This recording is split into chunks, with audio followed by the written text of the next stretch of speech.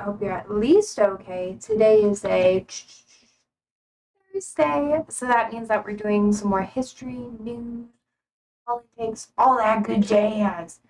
All that good jazz. Yeah, I'm kind of excited. I hope it goes well. I have quite a bit to do today. I also decided to work out before stream, so if I'm a little extra tired, that's why. I've been talking most of the day. Which is why a lot of my voice is kind of like gone. Because oh my gosh, we'll see how it goes. We shall see how it. So far, everything's been very chill. Oh my god, I keep like messing up my highlighter a little bit on the right side. Oh well, I'll just look a little jank. Just a little jank. I'll get better with time.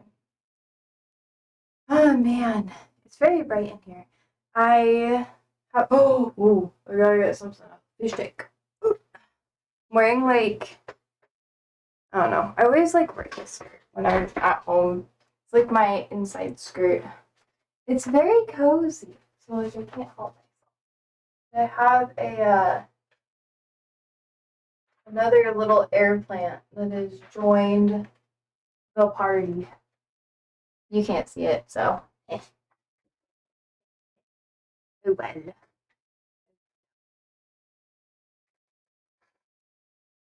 Anywho's,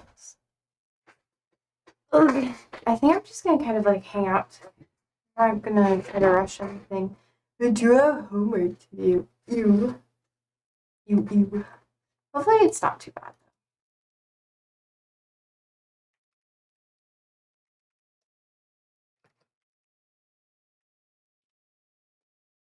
Ah, man.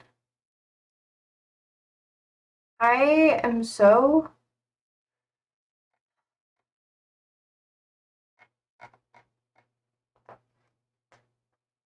excited.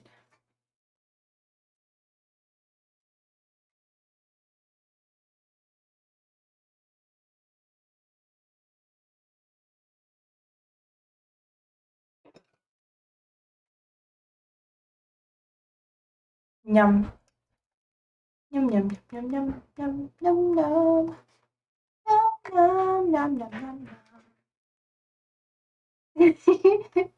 I'm just like, dang. Yum. Yum. I don't even know what to say. Yesterday was so like, whoop, and I'm just like, oh my god, what is going on? What is the happening now?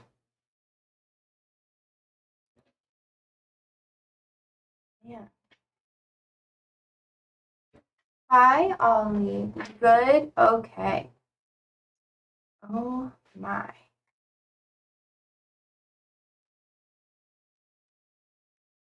My gosh.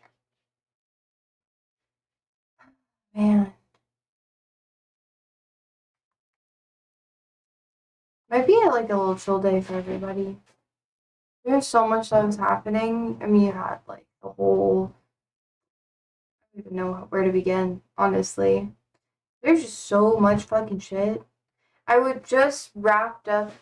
Why I'm a little bit later is because I was watching the UN meeting that was called by a couple of the Arab states or nations. And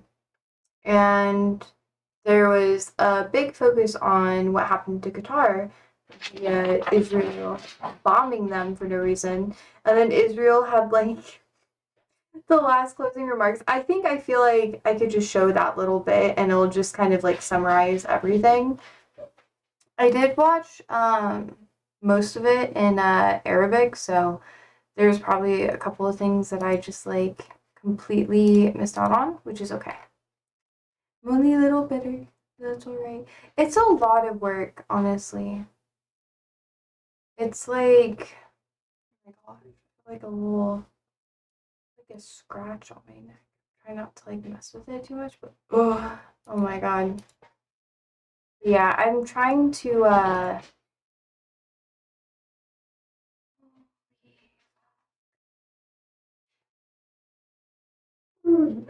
oh girl, crazy week in America this week on. Yeah. Yeah, it's literally insane right now. I've been sitting here and I'm just like, holy crap.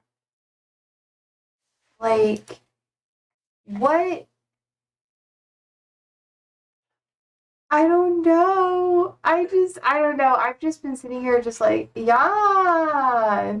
And I've been trying to keep up with everything the best I can. But it's like news article after news article after news article after news article.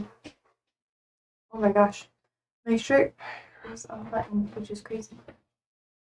Okay, you can't see it. I fixed it. But now I remember why I don't wear this one often. Ollie, you guys can chill out. It's okay. You're all going crazy right now. You want to say hi? Would you like to say hi?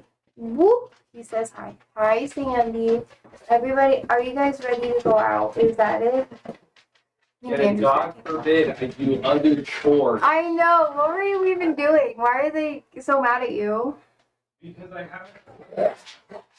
It's 5:19 and it is 9 minutes past when we go outside. Therefore, the dogs are going crazy. Poor Andrew. He's okay now. Yeah, but there's been so much shit happening in America right now. Yesterday, I was like so much stuff I had going on. Like, I had a meeting earlier in the day, had stream, and then I had to leave early, which is why I didn't do cooking stream. And then I had to go to like a lecture, which was actually really cool. It was like a really interesting one. I had a really good time. And then I hung out with some friends afterwards, and then I came back to stream. Not stream. I came back home really late. And today I had like to get up really early to work. So I haven't really been able to process a lot of like, well, I have, but like I also haven't, you know? Like there's so much stuff that's happening. And then the news cycle started up very quickly because like it's 9/11, which I totally forgot it was 9/11 today. And then my coworkers were like, we're not going to talk to you about this. And I was like, that's probably a good idea. Because, yeah. But I did watch the Trump thing on 9/11 today, and obviously they were talking a lot about Charlie Kirk and him getting shot and killed yesterday. So much shit. And then after that, like, what even all did I watch today? So much stuff. I was brushing up on guitar, Israel, Palestine, that sort of thing, trying to get like more information on all that jazz. Be sure that I'm just like completely up to date. Well, holy crap, it's a lot. Corby said, "Here goes the 17-year-old girl. Thank you, she's a woman. Long time no see." Sometimes I'm really flattered with how young you think I am. Like, do I look that young? Crazy, crazy, crazy. Yeah, but let's see. Let's go back to news. News. Yeah, Charlie Kirk update. Apparently, they have like a suspect or whatever, but they haven't put him in custody. The dude they originally thought did it. Yeah, they let him go yesterday and stuff. It's crazy. It's crazy. Oh. Corby says, you still look young. Yeah, you're still 17. Last time I checked. We'll never forget. Man, when I was that young, I actually looked older than I do now. Just so you know, I've shown you guys pictures of like how old I look. Like when I was 17, I looked like I was in my 30s. Like people like literally thought I was like old. And then now, as I've gotten older, people don't card me anymore when I go out to like bars and stuff. So like I know I don't look like young. So that's nice. But like I don't know why you think. I think it's because I have a round face. I feel like that's all it is, Scorpy. That's all it is. But yeah, I literally like I went to a bar yesterday and I didn't even get carded. So Maybe it's my tattoos. But I didn't have them visible. I was wearing like my more like school attire. So you think I look like a baby because you look old yourself. That's what it is. That's what it has to be. Tell myself that that's the deeds.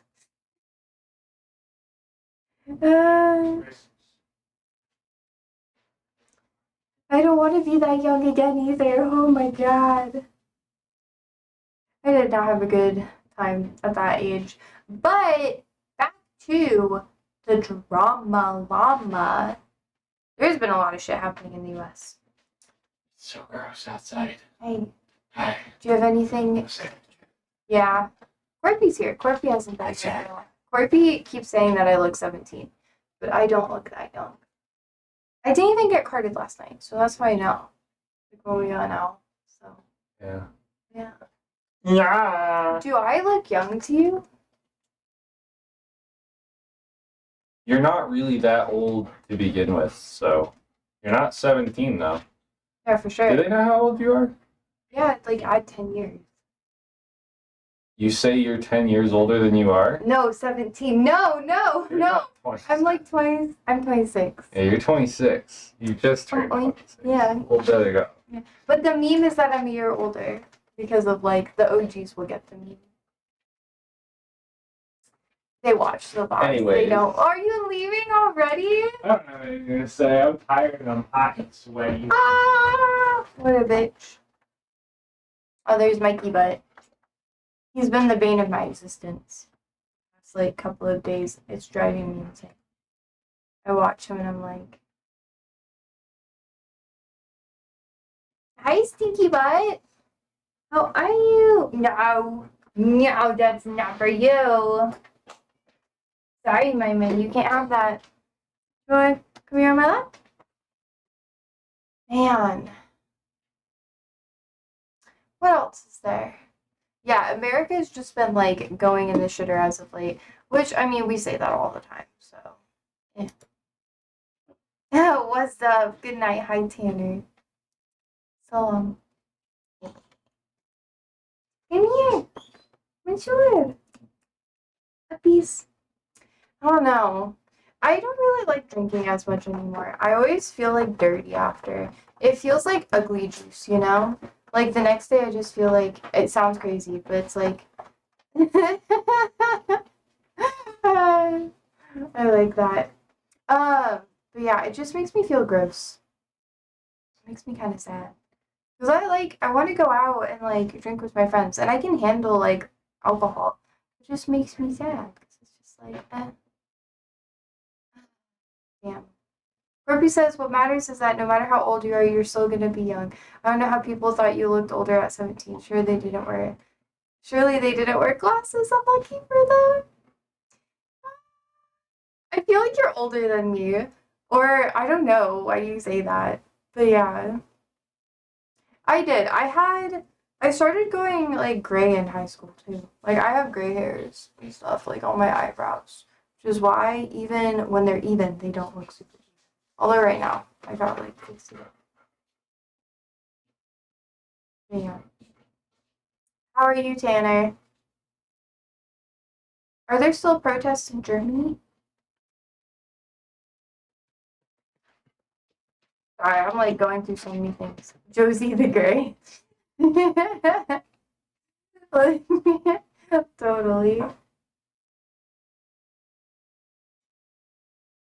My May says hi. He's finally getting a little bit better. Ruby says, I'm not older than you. I'm young myself, but I can still see the people and tell their age according to their numbers. I have wrinkles. The lighting is very forgiving. Just so you know, I have like eye wrinkles. And then I've been doing oh no. I take care. Hello, Mr. Katsy. I know. He's in meow.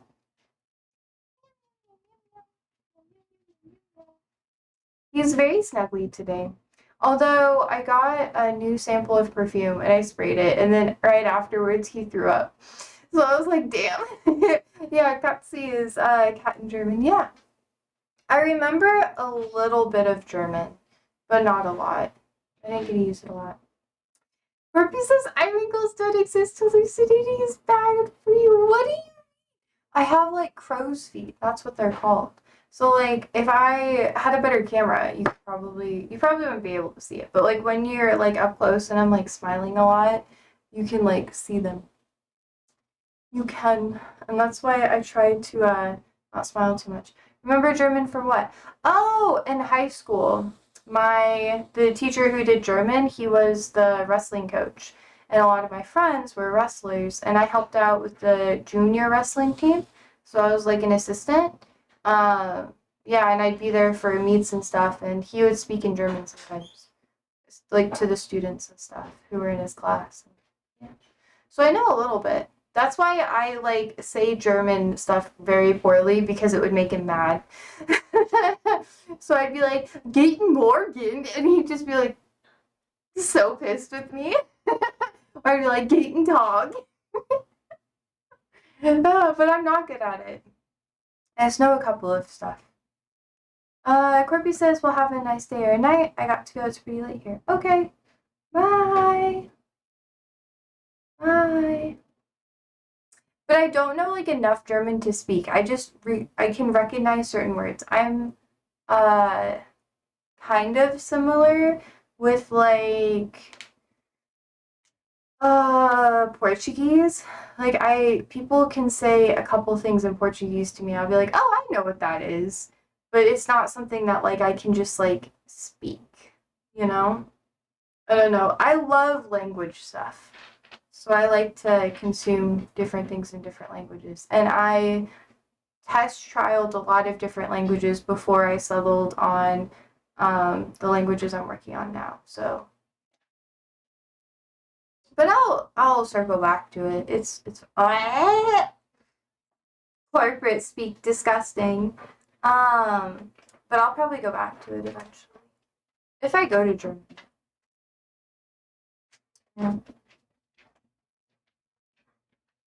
I just have to like consume content, and that's why I know about Tokyo Hotel, like the band and stuff, because they have like, well, the dude in it and his brother, like, they did the music thing. I don't know. I just never really like, no offense, but I never got like super into German, if that makes sense. But I have a bit of exposure to it. Mark says, I haven't heard that in years. I know. Just the little German boy. Ah, it's so good. We've talked about it on stream before. I didn't know. Yep, Tanner, they do live in LA, yeah. I think we talked about that before. I went on a deep dive of their TikTok. I learned about them in high school when I was like doing more German exposure stuff. Foreign exchange students and that sort of thing too. But yeah, so I learned a little bit. My grandmother actually remembered some German from her grandparents because her family was German, so I knew a little bit from her. Like, she could understand some of it, but not really well at all because, age, and she also had dementia, so. Yeah, they're not even living in Germany anymore. I know. I wonder. Wait, have you? Apparently, like a lot of people in Germany have met them though.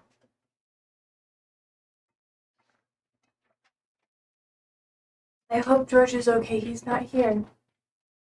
He died. I'm gonna be so mad. Motherfucker.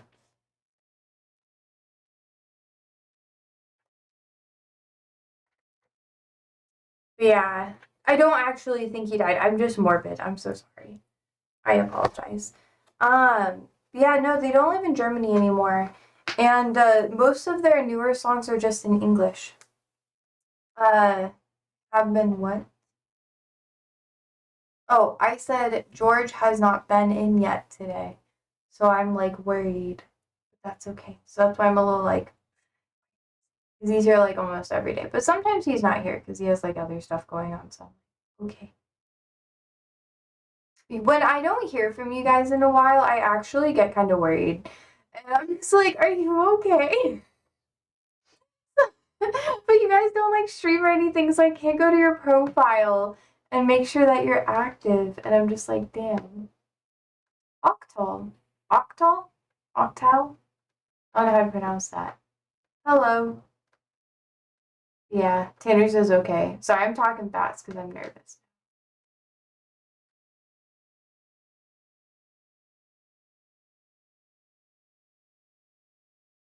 Yeah. Do you have, well, I probably shouldn't learn any more languages. I'm already doing two, three technically right now. I can't do any more. I will be doing, friends call me Al. It's easier. Okay, cool.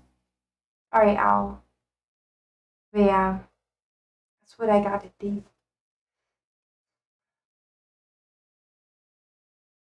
Is that like your actual name?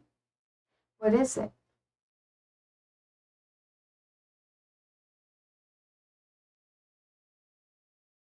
Al is in Al Bundy.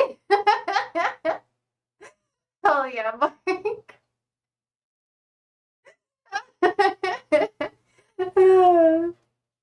Damn.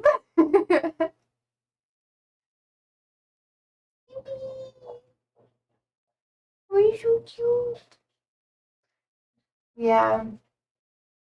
Mark says, I was watching this other streamer whose name was Francesca, or, well, still is, I guess. You came back from Qatar? What region? Was someone called her Fran? Did she not like that or something? I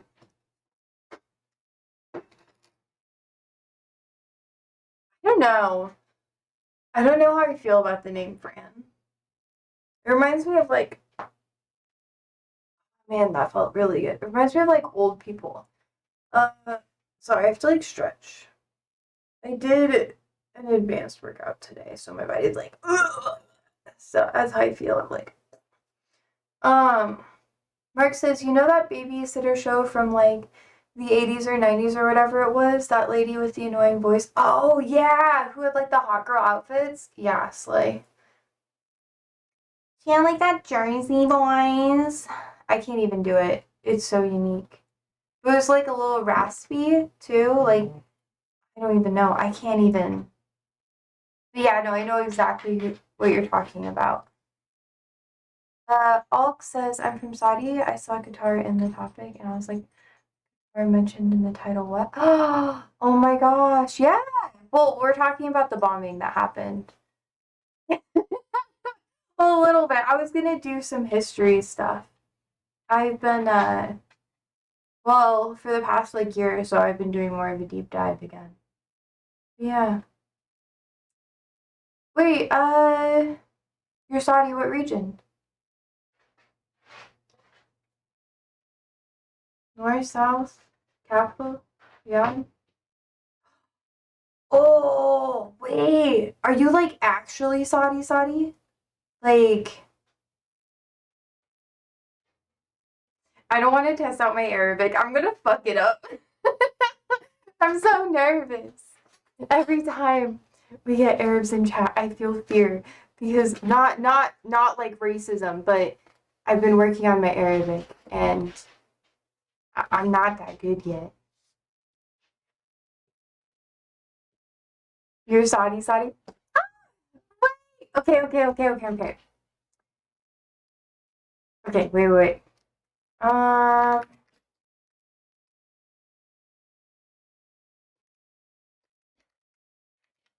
okay. Have you heard of the muqab? The the the concept? Oh, you're from East Saudi. Okay. Saudi Arabia. That's not that bad. So you probably like, well, it's gonna be in Riyadh. Okay, let me see if I can like show you the. Oh my god, it's like insane. No, that's not it.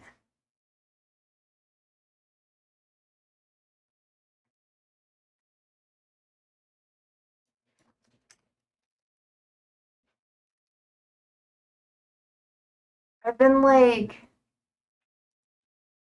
so, and I want to visit it so bad when it's done.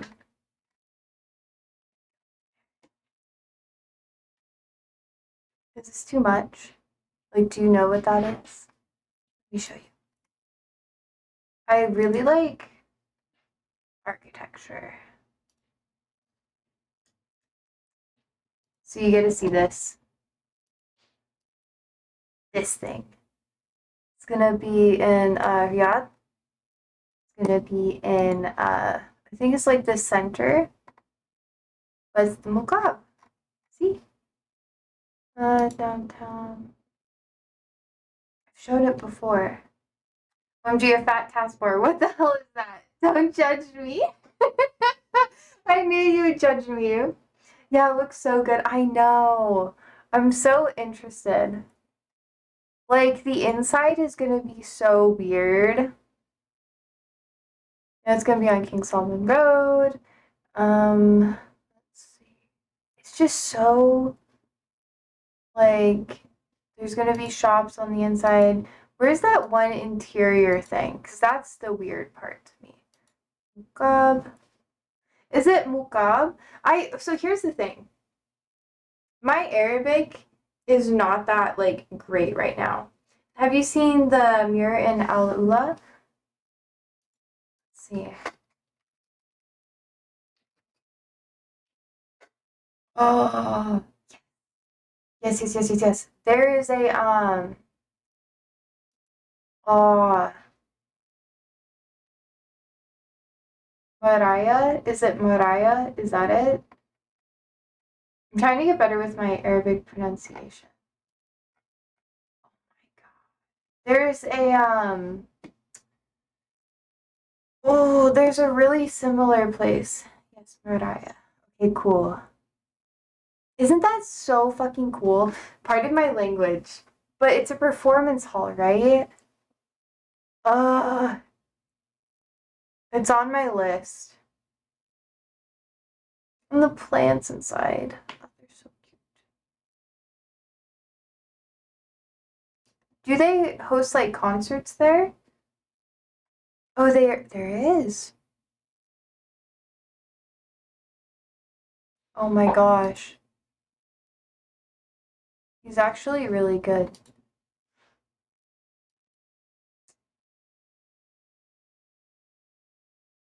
This will be so interesting. I want to go here so bad. These are all past concerts though. Dang. Where is it? The Asher Valley. Is it close where you're at? They host events, concerts, and a bit of everything. Oh, oh, it's so pretty. Oh my god. I work at like an event space sometimes. Um, for stuff like that, and I love seeing different stage designs. It's so pretty looking. Discover more. I wanna know. Can you show me? Saudi Arabia and like a lot of the Gulf is honestly really trying to get more diverse stuff happening. Isn't there a like a bar in Saudi Arabia now? Isn't it in the capital though? Oh, it's so cool. Hmm. Oh, it's operated by Live Nation. Interesting.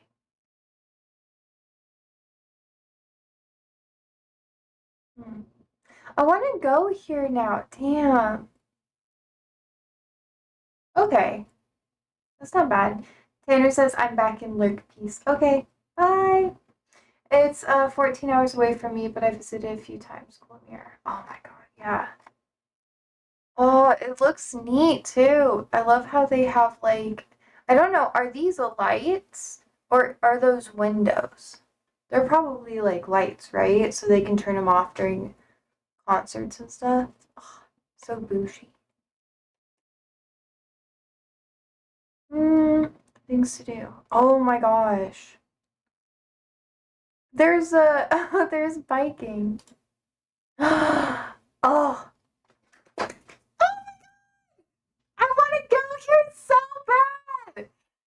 Ah, fuck.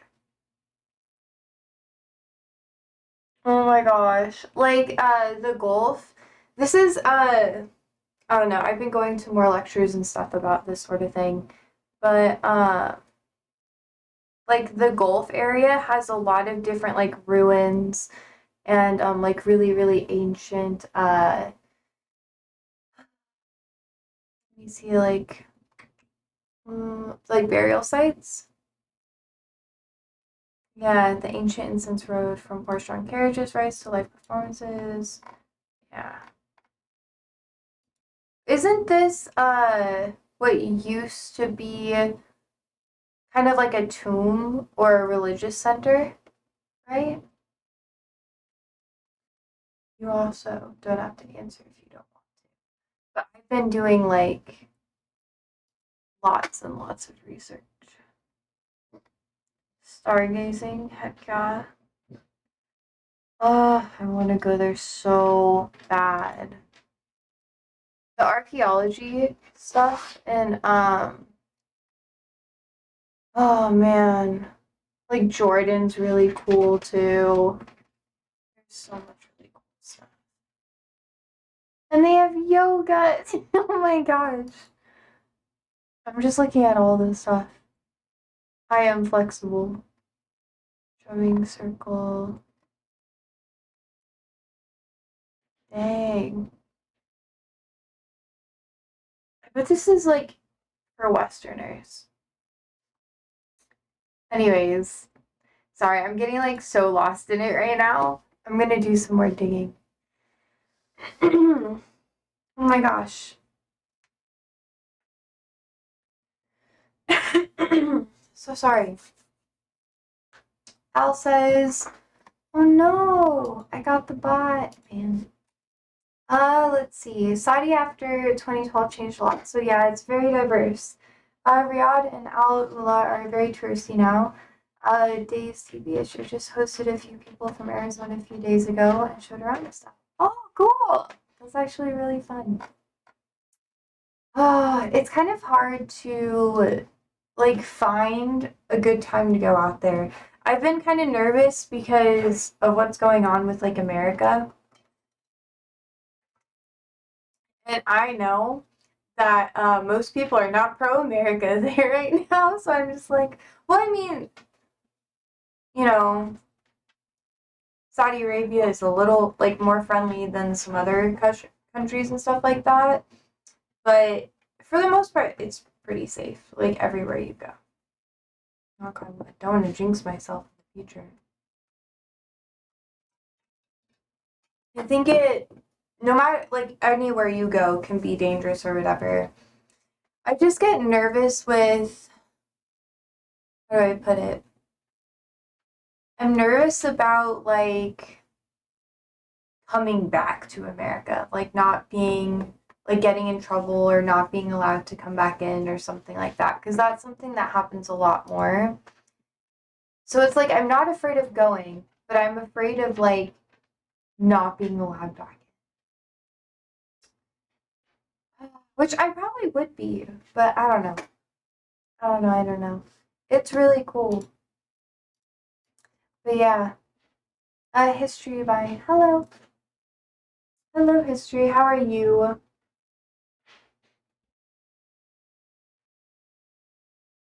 We're talking about Saudi Arabia a bit. You're doing good? Good.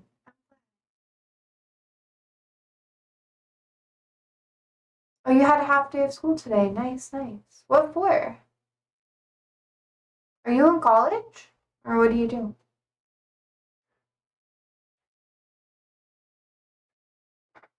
Yeah, my. A parent teacher conference. Oh, you're young. You are a youth. That's crazy. High school. Oh my gosh. You are young. Holy moly. You remind me of my students. Sometimes I usually teach older people though. Al says, yeah, it's pretty safe here. People love tourists here, maybe because they're seeing new faces, so the hospitality levels are off the roof. True, true. It's like most of the most of the Gulf states, it's pretty okay to go there and travel and stuff, especially as you get to like the UAE or like Qatar and stuff like that, where they have a ton of immigrants moving in. It's like it's just it's kind of weird. I'm really excited for when I get to go there, though. I'm so excited. I'm afraid. I want to like practice right now, but I know it's probably not like the time. I haven't been doing really good with Arabic practice. It's been so bad. I primarily just listen to like Al Jazeera. I watch stuff and I have like Arabic captions on, which is really helpful. Um, but I'm trying to just like absorb, you know?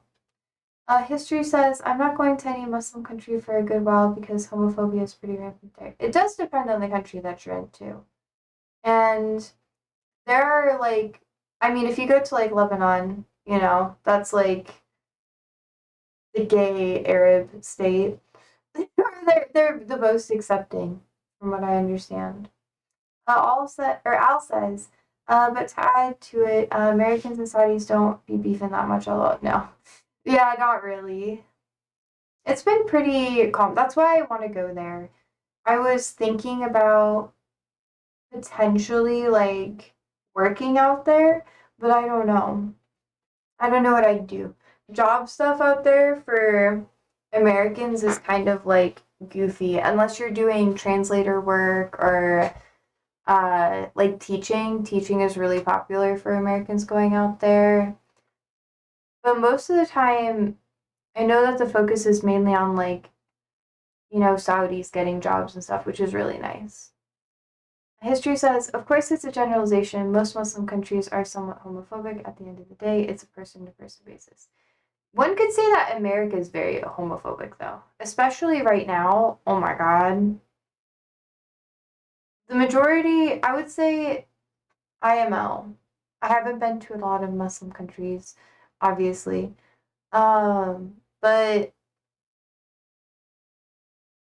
it's more accepting than you think, you know? You would say America is homophobic? Okay, cool. Cool. As long as we're on the same page there. America is pretty homophobic right now. So if that is something that you are concerned about, I don't know, I would just say Lebanon. That's like a pretty good place to go. Or uh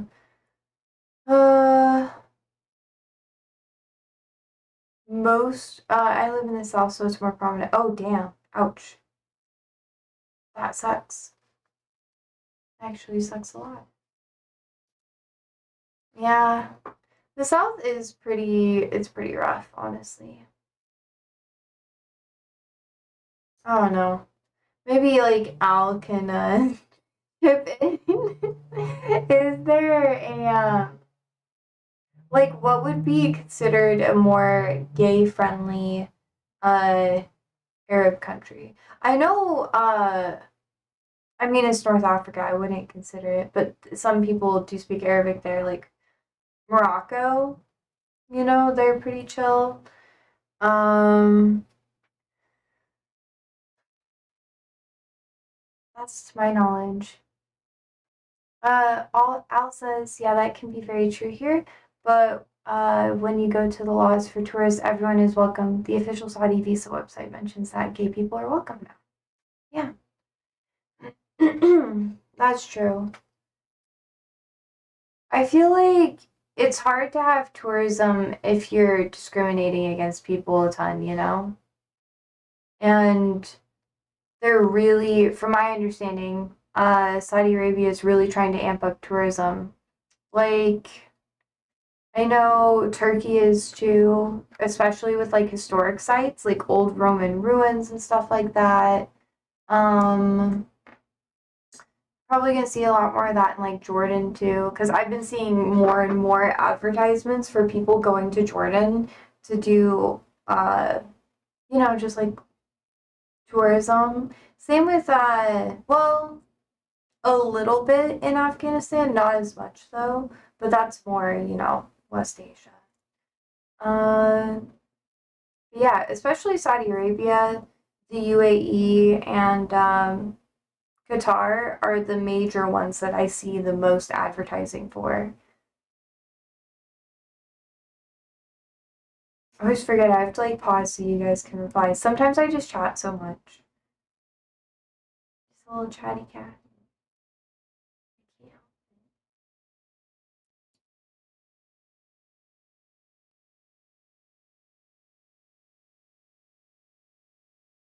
Going on rants. I do that a lot. I feel so bad about it. I can't help it. I'm just a yapper. I like you just give me a little bit and I could talk forever. It drives my friends crazy. They're just like, "Do you ever stop talking?" And I'm like, "No." Sorry, no. um, yeah. Al says, it's not homophobic, but more like a religion thing. There's a big difference because people won't hate on you because you're gay, but mostly give you looks if you show affection towards the same gender in public. Yeah. History says, I will say the school day was filled with the news of Charlie Kirk. Oh, yeah, for sure. For sure. Everyone's been like going wild about that. I don't know. That's a whole thing happening right now. I'm trying my best to kind of stay out of it, mainly because I did not like him. I thought Charlie Kirk was like a bad person, so I'm like, I try not to get really invested in it. I said my piece yesterday. I shit on him a bit. Not a lot, but just a little bit. And I was like, but no, I think you're right, Al. I think it'll get better with time, but especially if you want tourism and stuff like that, you have to be more accepting. It's just how it goes. Also, thank you for the follow. That's very sweet. I appreciate it. Because on another day, I'm going to practice my Arabic with you if you're willing. Good night. Peace. Bye, Tanner. I hope you rest well. Yeah. I always get so nervous. In person, it's easier to practice. Get knocked. But on stream, it's like so much more nerve wracking because then you guys can be like, bitch, what the fuck? But yeah, I'm getting better. But whenever I actually meet someone who's like Arabic speaking, it's like my brain freezes and then I just like freak out a little bit. It's been kind of a problem. I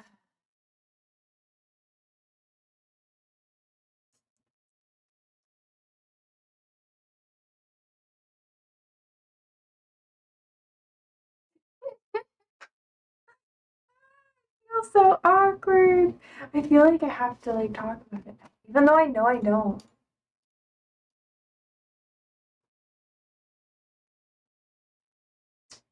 Oh no! I've been forgetting to post my the VODs on YouTube. I just realized that. Oopsie.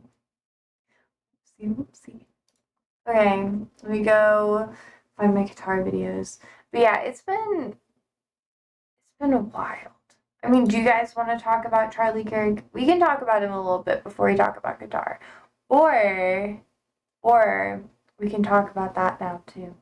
Because IMO, my opinion, is like not very different from a lot of other lefties. I'm just like, well, it's sad that it happened. Precautions need to be taken. Less like gun violence and stuff like that is very important, but that's how. I mean, it's just going to keep escalating until people start putting more restrictions in place. So, she says, I'll say my opinion is that I do not care about Charlie Kirk. I care about his family and his living relative. I don't. That's why I don't talk about it with people because I don't really feel that bad. Like, I understand that everybody has a family or whatever, or for the most part, people have family, people have relatives, they have like people that they can focus on and stuff like that. But the IMO, oh my gosh, it's like, what the heck is that? It's not, sorry, I have like a hair that, oh my gosh, what? It's like a little knot in the back of my hair. It's really annoying, so I keep messing with it. I'm sorry. Um, but yeah, no, I really don't care that much about his family or anything like that. Like to me, I view his family, except for like his children, to be enablers for his behavior. Because when people are really toxic like that and they have like a large support system, it's just that support system, in my opinion, is almost equally as toxic as they are. And I know people don't like me saying that. They don't like it. They're just like, oh, but like if I had a relative who is spouting the same stuff that Charlie Kirk was saying, I would not talk to them. Like I would not I really wouldn't feel like I'd be sad if they passed away because then the potential of them getting better is gone. You know? That's the thing that's sad for me. He no longer has an opportunity to get better and that opportunity was taken from him. That's why I'm upset. But aside from that, I don't really feel that bad about what happened to him because, like his family, I don't feel that bad for them either because I view them to be very enabling. Like, if you are going to support someone who is calling for violence on people or saying violence on other people, specifically gun violence, is whatever, then you are supporting that rhetoric and you also have horrible takes. And it just, to me, I feel like it's just a shining the light on how the rest of his support system is equally as bad, you know? Because if you don't stand up to people who do that sort of thing, then you are part of the problem. And even especially if it's family, especially. Because then it's like, I don't know, like that's just my perspective. History says also the fact that his death was most likely increase hate and political tension. I mean, that's what they said about the Democrat representative who was literally assassinated, like in cold blood, a couple months ago. But no one paid attention to her. What is it, like Minnesota? Democrat shot. Yeah,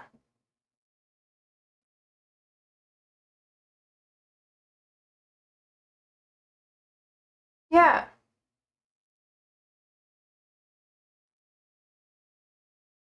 Yeah, the Minnesota House of Representatives lawmakers were shot down, and like one of them was killed, which is already horrible.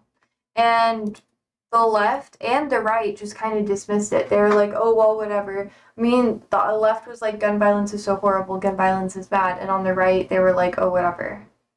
Like it's just all to fulfill a motive. Because if they actually cared about people dying, then they would be addressing it. And Trump has never spoken about, I believe her name was Melissa, about her passing away. So, yeah. History says, already had a friend say that it was a Dem that assassinated Kurt because they lost a debate. No. There's literally no evidence of, like, who did anything. And actually, with the shooting style that occurred, going straight through the neck, that's something that you're taught with animals, or, sorry, like if you hunt and stuff like that, they teach you if you want something lethal, go through the neck because it's like easier. But there's also other spots that they teach you to shoot at. But if it's one of the targets where they're almost guaranteed to no longer exist. And in militaristic stuff, when they teach you to shoot and stuff, they teach you to go for the neck because the neck is one of the places that's the least protected and it's easy access. Yeah, it hit his jugular and spine. Yeah. Yeah. But I mean the neck is like not a big like surface area. Like there's not a lot of stuff there, and I got like a beefier neck because I work out, but there's not really a lot of stuff going on there, and no matter what you hit, it's really easy to cause lethal damage because you got those veins here and then here. From a video I saw, they estimated it to be around 100 meters distance. That is pretty insane. IMO. I'm not surprised though. Like, yeah. Yeah, we'll talk about Kirk a little bit, but I don't know. I really I don't know. From my personal perspective, I don't feel that bad for the people who enabled him. I don't. Like, I really don't. If you are going to feel bad for people who encouraged him to do horrible things to other people, then I don't know. That says more about you than, like, it does about, me saying that I don't care that much. Because it's not like his family is, like, all innocent and then he's the one who has, like, a bad take. They enable him, Al says have to go AFK for a minute, but I'm back. Oh, that's okay. Yeah, we're talking about Charlie Kirk getting shot here in the United States. He was a political commentator. Dang, it's so weird. Now I can't be like, he's a cruel political commentator and stuff, because now he's dead. History says I can see that. Yeah. I don't know. I don't see a lot of people talking about that or really acknowledging that part of the take. So it's pretty disappointing to me. In my personal perspective, it actually like really makes me angry when people are like, "Oh, he has a family and stuff." And I'm like, what does someone with his takes, what does he teach his children? How does he interact with his family? Do you think someone with that horrible of takes who encourages like misogyny, violence towards other demographics of people, do you think that they're going to be a positive influence on their family? Like, what do you mean? No matter what I say, I will be considered a crazy woke leftist. I mean, that's like vibes. Same. But when people are like, oh, you should feel bad for him, you should feel like that, and I'm like, no, I don't. I don't, because in family dynamics and family systems, psychologically speaking, they are enabling him, and he is probably a horrible influence on them that causes more harm. Al says, I don't have much of an opinion on Charlie Kirk because obviously I'm in the Middle East and not an American, but I didn't like his views on Palestine, obviously. Yeah. He was incredibly, incredibly racist. Yeah, you're not really missing much. Nope. You're right, history. You really aren't missing much. He did a lot of very cruel things. Like, very, very cruel things. And he promoted a lot of violence towards people who were not, like, conservative white people or super rich. He was okay with really rich people, too. So, I don't feel bad. Like, I don't. Like, people are like, oh, you should feel bad. Like, this is a discussion that I've had multiple times, like, ever since that happened. Like, even yesterday, when I was hanging out with people, it was literally like, why would you feel bad when he is a horrible influence? And then people are like, oh, but the family or whatever. And I'm like, they're just as bad. They are honestly not trying to be an asshole. This may come off as a little harsh, but they are honestly probably better off without his influence. Just saying. Or maybe they're feeding him the ideas too. So they're just as bad. So, like, I don't feel that bad. History says basically every conservative, racism, homophobic, transphobic said that school shootings were worth it to maintain gun rights and any other bad take you can think of. Yeah. And people are defending him being involved in school, like campuses and stuff like that, because in an education setting, you should have the opportunity to argue against people with opposing views and see how that can be handled. But Charlie Kirk is very manipulative, just like Ben Shapiro is, where they try to twist conversations in a way that can make them look better, and you are not learning anything besides how to spot manipulative people who will use your words against you. You're not learning a lot because they're not listening to you. So in a learning situation, there needs to be a dialogue and there needs to be a conversation. He was not allowing for there to be that dialogue because he refused to concede to anything if he was proven wrong. But yeah, history says basically, oh wait, the alt-right is a horrible way to teach how to debate. Exactly. History says because the alt-right does not debate, they speak. Yeah, it's the tactic is to overpower and to overwhelm, and then to find ways to use people's words against them. That is what they do. It's a very manipulative way to debate and converse. That's how you win debates though. Like, it's not about proving that you're right. It's about taking people's language and using it against them. And when you find people like that in your personal or like any time in your life or whatever, it's easy to spot, and all you have to do is stop giving them anything. And then they have nothing to use against you.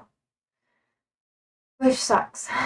So debating him is just a pointless cause because it's basically two echo chambers speaking to one another. And all of the children that he was speaking to, like young college students and teenagers, he was taking advantage of their feelings and their naivety. Like, they're not understanding how people could be super manipulative like him. You have to learn that with experience. Because of him taking advantage of them, they don't understand that they don't stand a chance. He's not going to concede. He will never concede. You could prove him wrong. And like, I'm talking about like any person that's very conservative like that, and uses those debate tactics. You don't even have to be conservative to do that.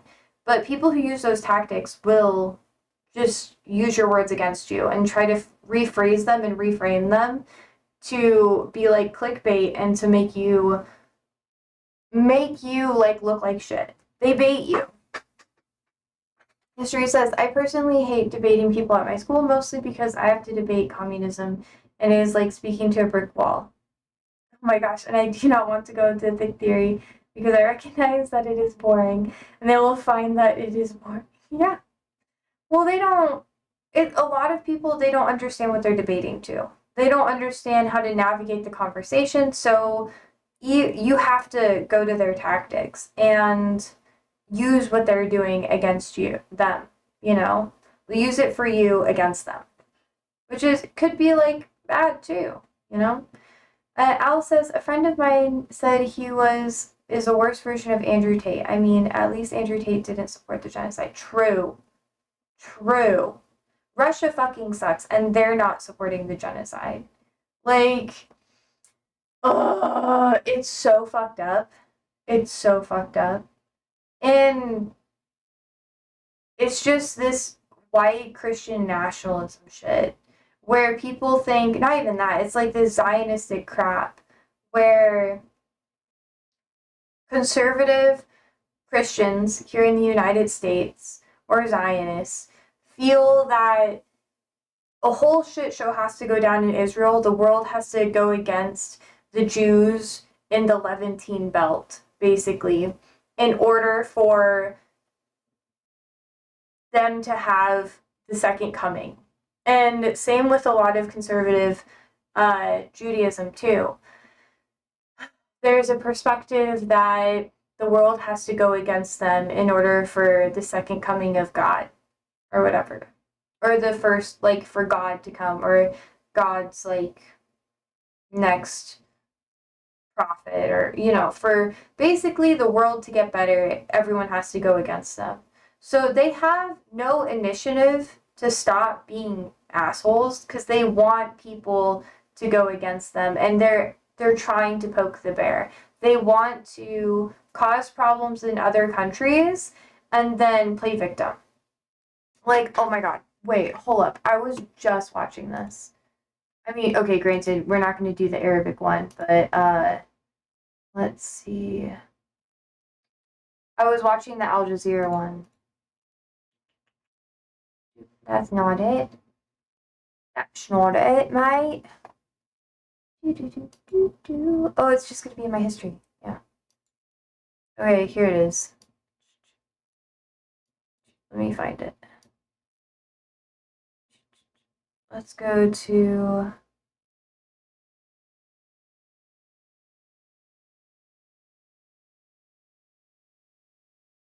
Pakistan's remarks. We have Egypt, and then we have Pakistan.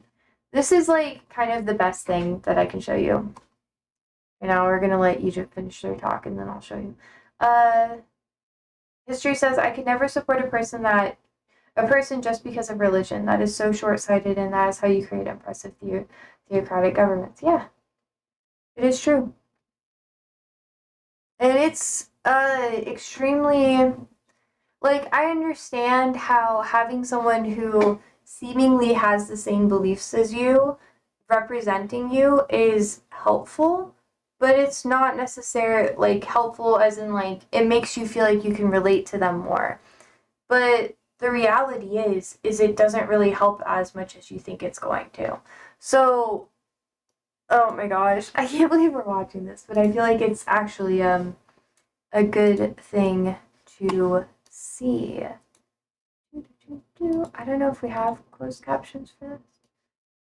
There we go. Okay. I'm just going to hit play. It's really long. I listened to most of it, but thank you, we don't Mr. have President. to do that. I'm obliged to take the floor to respond to... And for context, Pakistan called the UN together to have this meeting. some comments. The representative of Israel perhaps did not listen attentively to all council members and other speakers in today's debate. And in our view, it is unacceptable, indeed ludicrous, for an aggressor, an occupier, a serial violator of UN Charter and international law, that is Israel, to abuse this chamber and disrespect the sanctity of this council. And this is not the first time. Yeah.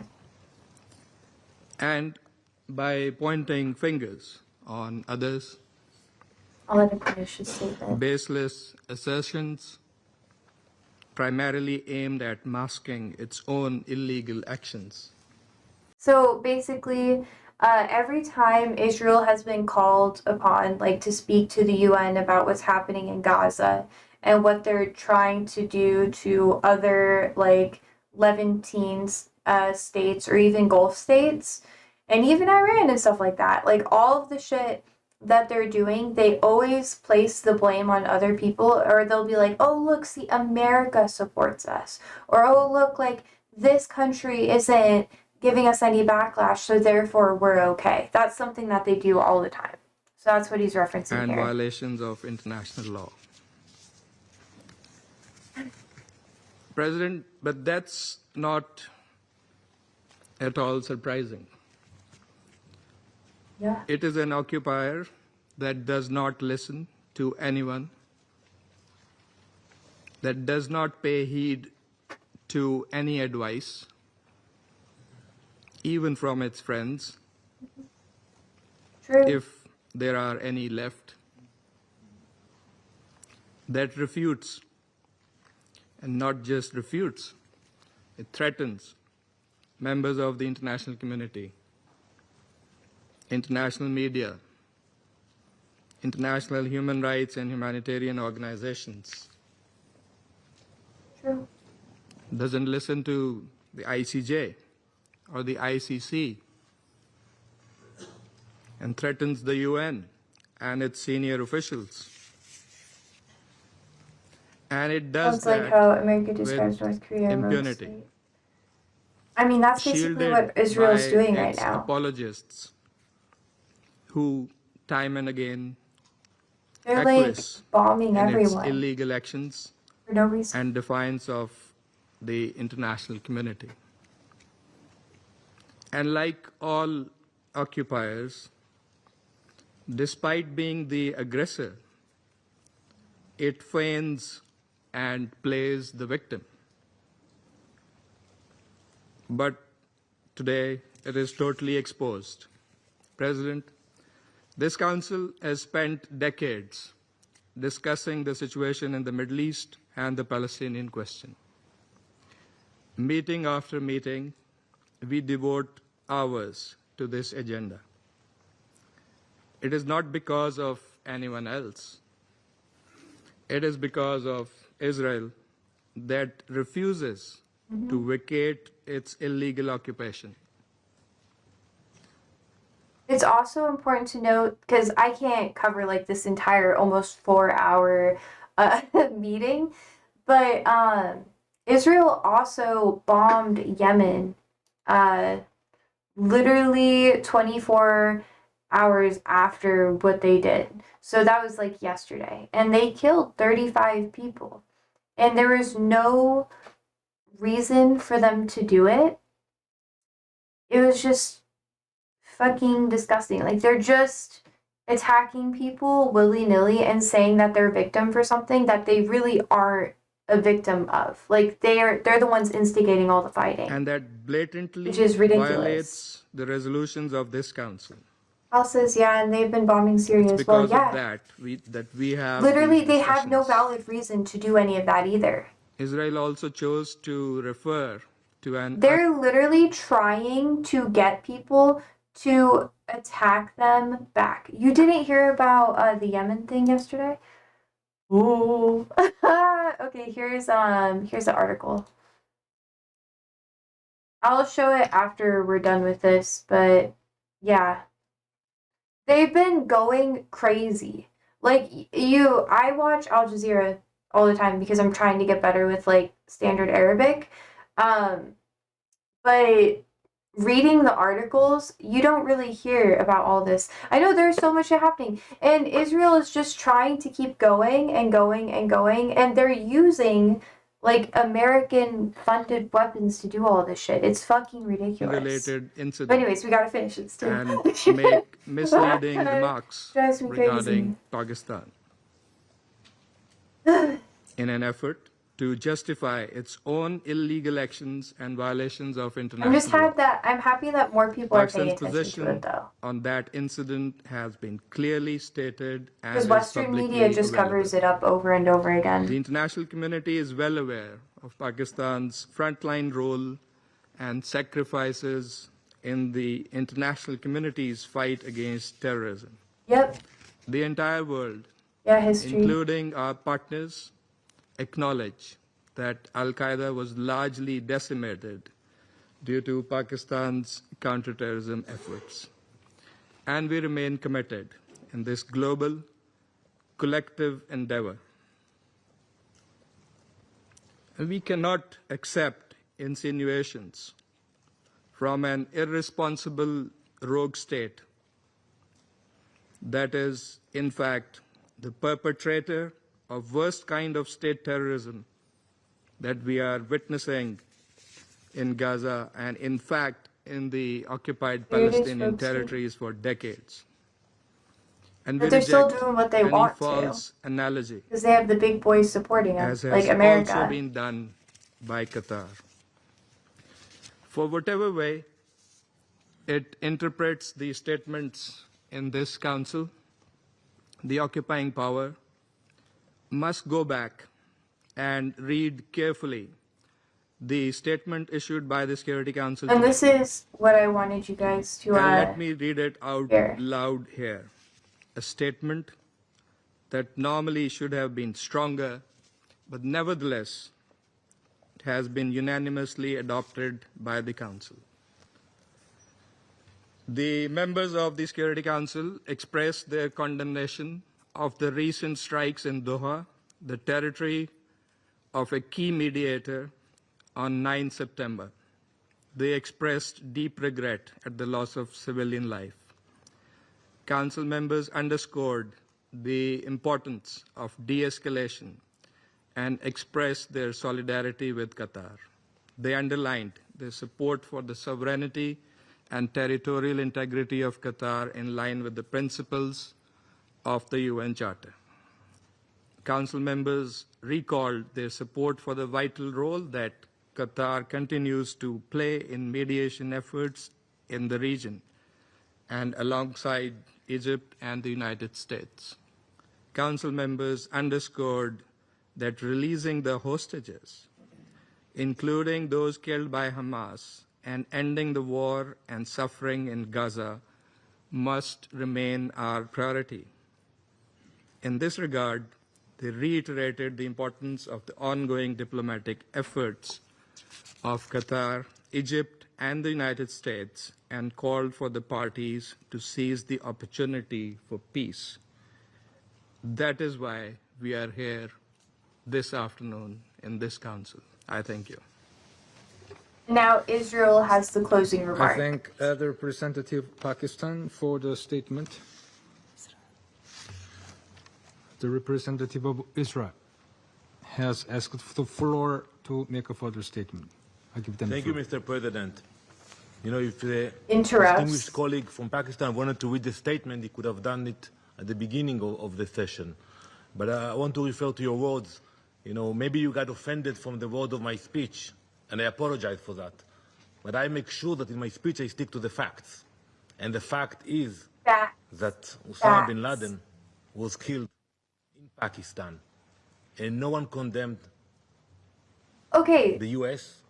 And when other countries in this council attacked, but to my knowledge, what happened with Osama bin Laden in Pakistan is that the United States was coordinating with the Pakistani government, which is what the Pakistani representative was implying this entire conversation.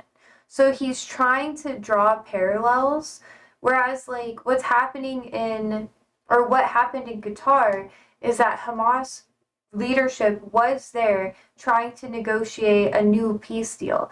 And they've negotiated multiple peace deals, and Israel has either violated them, saying that stuff was happening when it wasn't, there was no evidence of it, or they just refused to sign a new peace deal. Like right now. It's fucking ridiculous. terrorists, Alright, no one condemned here we them. go. And that is the issue of double standards. When you apply different standards Double on Israel, standards. then the standard you apply on yourselves, that is the problem of this institution. So yes, you cannot change the fact that 9/11 happened, and today we mark this day. You cannot change the fact that He's Osama trying bin to Laden appeal to was 9/11, in Pakistan and he was killed on your territory. But I would ask you, when you criticize us, and I'm sure it will continue in the future, think about the issue of double standards, which standards you apply to your country and which standards you apply to Israel. Thank you, Mr. President. I thank the representative There's like- of Israel for the statement. There are no That was more it. names inscribed on the list of the speakers. The meeting is adjourned. I also want to mention that what was happening in this discussion, most of the countries, like the United States, also spoke. The United States was very much pro-Israel, stating that they don't want violence, blah, blah, blah, blah, and that they wanted their hostages to be given back or whatever. Yeah, Israel doesn't want peace. Because if they have peace, then they don't get more land.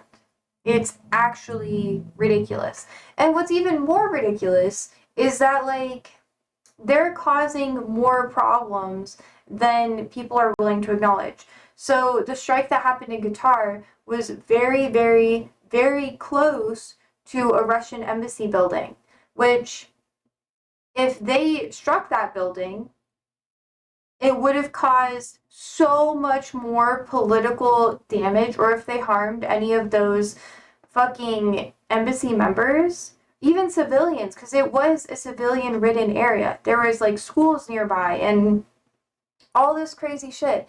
It was the living quarters for the most part. And they just didn't care and they just bombed it willy-nilly. There is so much worldwide catastrophic damage that they could have caused by just like 2 people being there that, you know, they probably would have been there otherwise. Like, it just would have escalated so much worse. Yeah, it's a very residential area. Exactly. And they didn't even hit the targets that they wanted to hit, which is so they did all of it for fucking nothing. It was absolutely ridiculous. So it makes me so angry because Qatar is a very small nation. Like, it is one of the smallest nations. They just recently came about more money, but up until like the 60s, the 1960s, they were extremely fucking poor, very poverty ridden. So Qatar is also very, very, very important for a lot of the East as well as Europe now for gas and that sort of thing because people can't rely on Russia anymore. So it's a whole fucking thing. And we were talking earlier about Israel, you know, bombing Yemen. Bada bing, bada boom. And this was on the 10th of September 2025. At least 35 people have been killed after Israel carried out airstrikes in the Yemeni capital Sana'a and Al Jauf governorate day after targeting Hamas leaders in the Qatari capital Doha. Yemen's Ministry of Health said on Wednesday that 131 were wounded in Israeli aggression on Sana'a and Al Jauf. Jauf? I think that's it. I don't know. I always feel really bad when I don't get it right. It describes the figures as preliminary toll, warning the numbers could rise as rescue teams continue to search for victims. The ministry said that the raids struck civilian residential areas, including homes in Sanaa's Al Tahrir, Al Tahrir neighborhood, a medical facility on 60th Street in the southwest of the city, and a government compound in Al Jauf's capital, Al Hazm. The city's defense teams are working to extinguish fires caused by the bombardment and pull survivors out of the rubble. Like, it's actually fucking horrible. Martyrs wounded in several homes damaged as a result of Israeli attack on the Moral Guidance headquarters.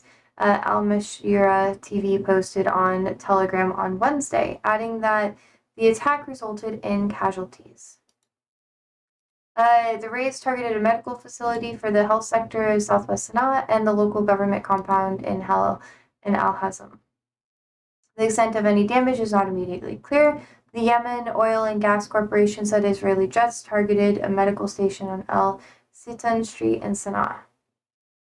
Yeah, it's just like Houthi military spokesman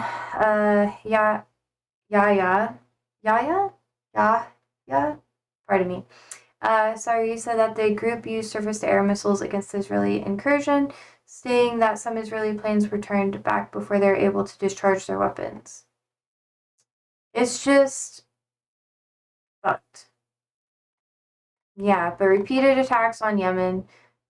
Israel has repeatedly bombed Yemen, including its main airport, killing civilians and damaging infrastructure in the war-torn country. Last month, Israel killed top Yemeni officials, including Prime Minister Ahmed al-Rahi, in an airstrike.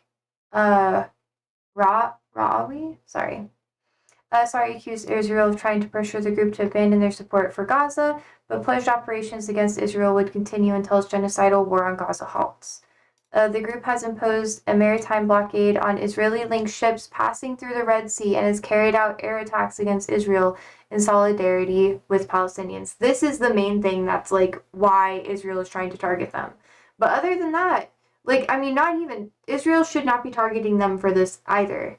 They're halting aid to Gaza, so other countries are trying to halt aid to Israel. Which, to me, is pretty fucking fair. Like, why should you be given stuff when you're literally forcing people to starve to death? You're not special enough, so... you're not special. So why you starve people? Why would anyone give you resources? It's just... to me, it's pretty fucking ridiculous, but whatever. History says Israel wants a war. War keeps their image of being helpless Christian nation in a pool of savage Islamic countries, which is the image they're going for. But it's not even Christian. Like they're actively trying to promote like Judaism. They have people who are like, oh, what's that one? Like they have Christians obviously and some Muslims in Israel, like the Israel territory, but they also have the I don't know. There's another religious group that starts with a Levantine belt. Nope. Starts. The Druze, yeah. But they always make a big show of how they help the Druze and stuff like that. So why would they be cruel or anything like that to Muslims? Because the Druze has like it's complicated, but if you do more research on it, you can learn. It's more of like a Levantine religion. History says war also helps them because they know America will support them, so might as well take advantage of that by making as much attacks as possible. Yeah. Yeah. That's pretty much like what they're doing. It's pretty fucked up. And I hate how they're trying to be like, oh, you know. Oh yeah, last week Israel was slammed for dropping grenades near the United Nations interim force in Lebanon, in southern Lebanon. So they're basically just like striking people over and over and over again. History says Jerusalem has a bunch of religious that consider it a holy city. Yeah, but the fucked up thing is that Israel claims that it's their capital. Palestinians also claim that it's their capital. Like, but obviously they have different names for it. I can't remember the Palestinian name for Jerusalem. I'm sorry, but I've just always like, you know, American, really fucked up shit. But yeah. Al says the Jews got attacked in Israel and Lebanon back in 2006. Very ironic. I know, which is why them using like, oh, see, we're nice to the Druze. We give them aid. They have like this whole propaganda shit that they've been promoting with how they help the Druze and shit. It's like fucking ridiculous. So they're like, see, we help people who are struggling or whatever, or who are different.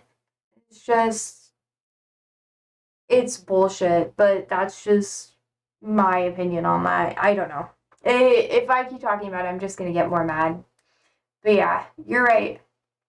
They did do that. They've had like a lot of beef with the Druze for a long time, and they only help the Druze when they want to look like they help minorities. That's the whole fucking thing. They just do it for fucking optics, which is disgusting. But yeah. But the biggest thing, or like, I'm not even gonna dive super deep into it. It's something that is important to understand. But like,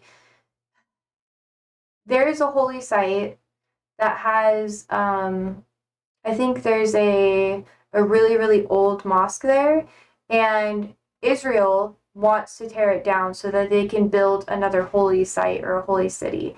To the extent where they have like a golden I don't know if it's a menorah or whatever, but they have everything prepped and ready to go, so when they take over, to my understanding, when they plan to take over East Jerusalem, so I had to think about it for a second if I could find the name.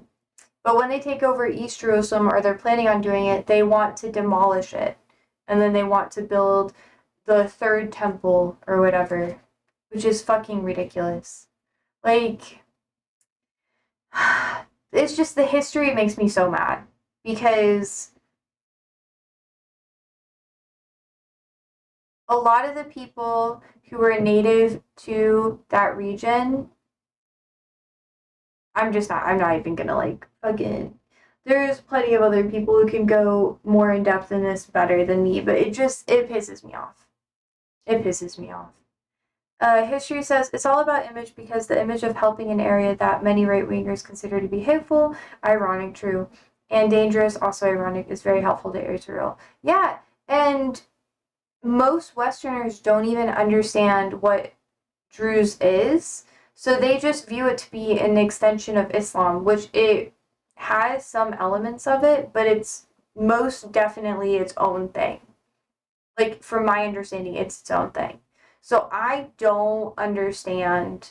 Like, I get why they're doing it, but I don't understand why people aren't willing to dive deeper into it to understand that it's different. But that's a whole nother discussion. Okay, where's my video?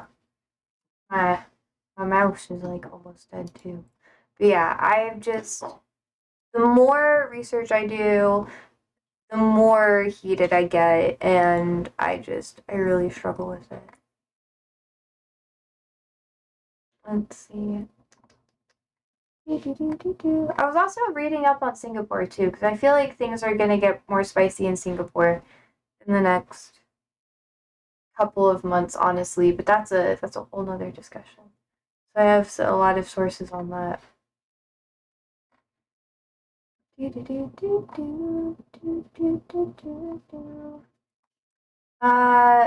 History says, I believe that's called radicalization. It is. It is. This is kind of like a longer video. It's about 40 minutes. Yeah. He's pointing out Michael. Do you see his face in the corner there? Like Is we're he on making camera? yeah, just his head. Yeah. Oh my You wanna say hi, Andrew? Hello, chat. Are you gonna make No, your turn.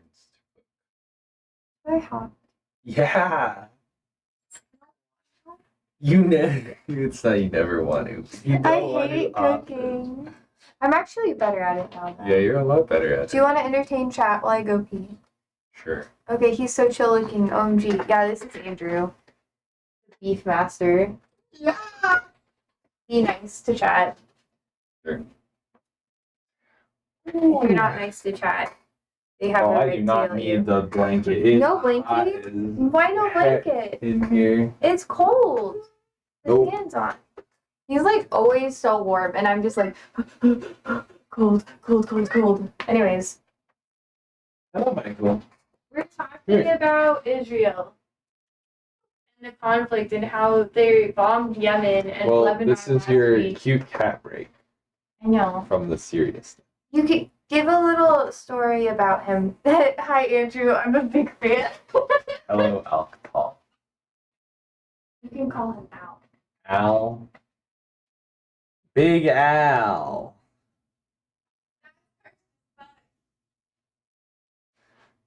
This is Michael. He is a childhood cat of mine. Under the covers, because I like it. Yeah, I mean, it's a vibe, but like, it's really warm outside. So I don't need to be under the covers. 'Cause it is mad humid. It's hot. Like 90 today. Hello, Oliver. You guys have seen Oliver too. Big dog. Also known as the dog that cannot currently hello. Man cannot handle me petting the cat.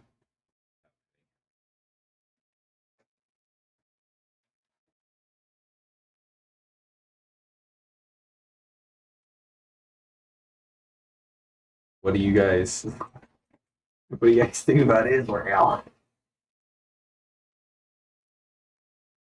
Give me your hot take. Actually, don't. I don't think that's a good idea.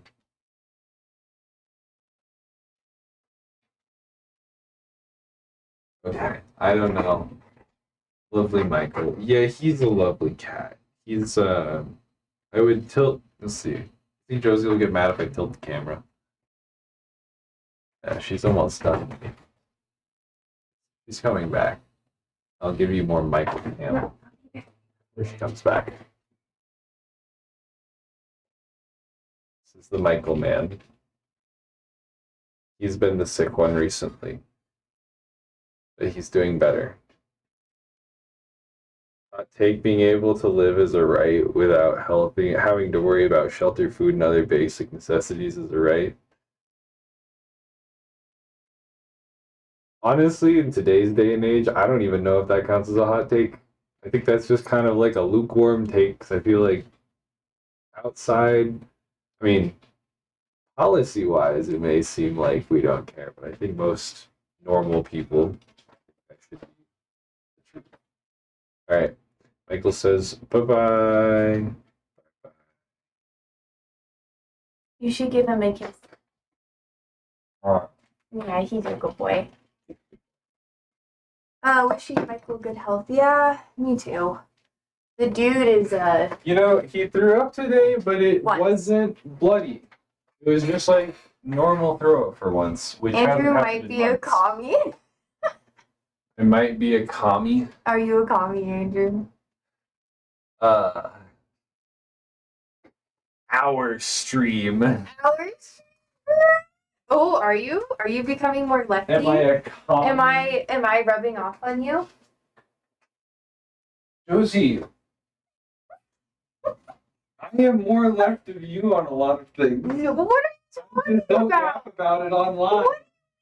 More left than me on shit? You tell me to reel it in all the time. It's all 'cause the you time. say shit online, yeah.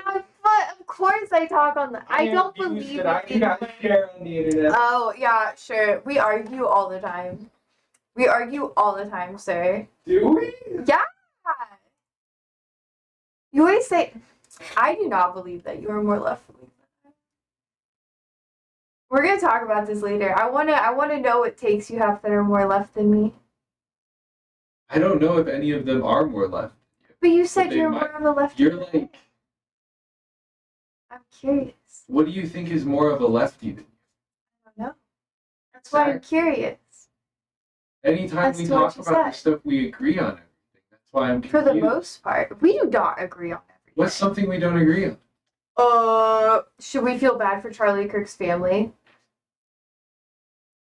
Yeah, I think you should. I think you should feel bad for Charlie Kirk's family. I don't think you should feel bad for his family. Why? I don't know if that's left leaning. I think that's like an ethical question. That is an ethical question. Okay. It's not. This is a politics. okay. Fine. Well, government running and government organization. I think that we should have more socialist-esque policies and stuff like that. And Yeah, I'm in reform favor of like the nationalization of all basic services.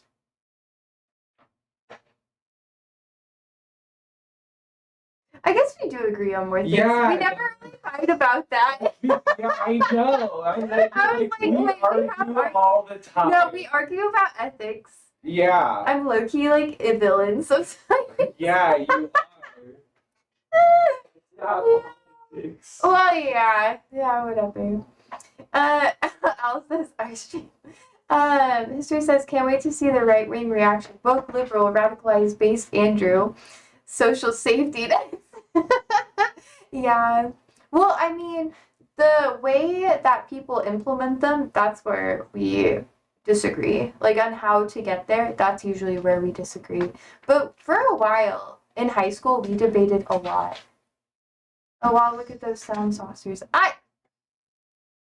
It has better sound quality. So I like them, Marky Mark. I do like them. Yeah, I know. But Andrew's a revolutionary. Could be. You just gotta get him more involved. Mark says, I'm just messing with you. That's okay. I look like Mickey Mouse. I got like the sounds off. They're so big though. I have a smaller head. And to be fair, they are they're the HER70X. And they tend to be like a little bit bigger. Andrew reads Marxist theory in his free time. Andrew, have you ever read Marx? No. He's never read Marx. To be fair, we've been friends for like a really long time, which is why we have like very similar perspectives. Oh, you subscribed! Oh, thank you, Al. You're really chill. I have some emotes for you. I will have more. I have to wait for once I'm done with all my homework this week. I'll get more done. History says I've only read the manifesto and that's it. I've read his critique on capitalism. There's one book about that. I read his manifesto. I read 3 or 4 of his books, and I don't think there's more than that. Wait, hold up. What books did Marx write? I've been listening through all of them. Yeah, a critique of Capital, like the manifesto. Yeah, Capital Volume 1. Let's see. How many did he have?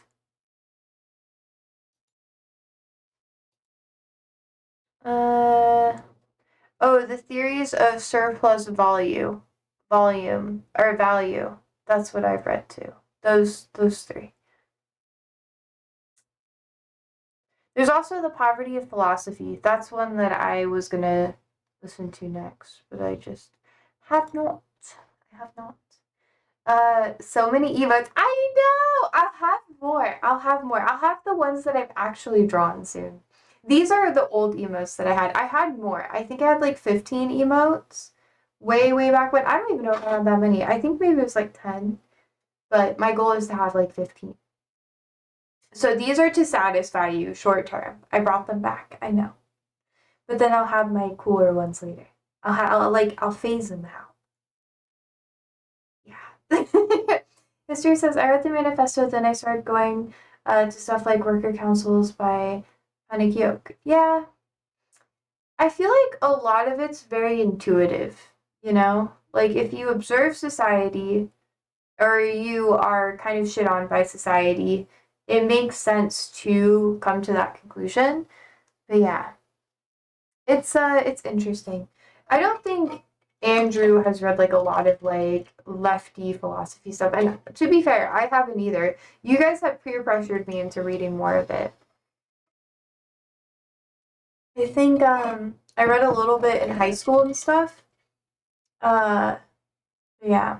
History says getting there is easy, but coming up with how to structure society is hard. Ugh. That's why there's so many different types of anarchism and socialism. It's not just all like Marxy, like communism. In my perspective, I think that that is one of the least like long-term feasible society structures because it's very idealistic and it's not very functional. But that's my perspective. We're getting very deep into it. So I have a question. Do we want to learn about like do you want to have a 30-minute video on Qatar or do you want a 10-minute video on Qatar? Because both are pretty okay. One of them is just shorter and more digestible. But what do you want? We have two. We have two. Two. History says I literally created a file called socialism text in VS Code, and I'm reading a bunch of different theories from left ideologies and coming up with a structure for society. Hell yeah, that's what I did. That's how I learned about lefty stuff. Like my friends would like even my ex, he was really into politics. It made for really good conversations. That's the only thing we talked about though.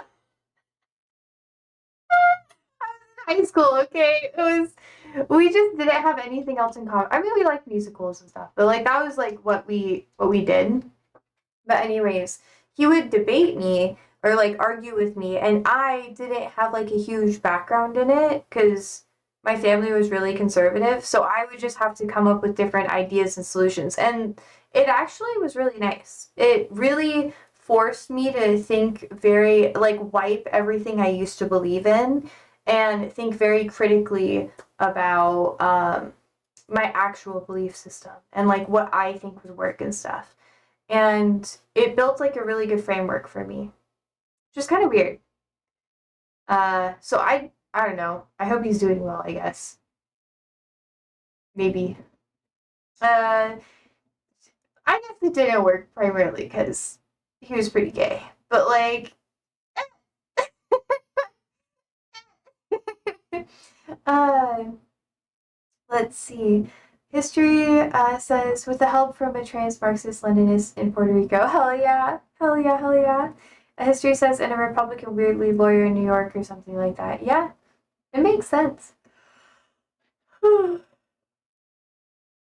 hope you have a good time working on that project. Honestly, it can be hard. TBH. Al says, I'm open to whatever the streamer's choice is for 10 or 30 minutes.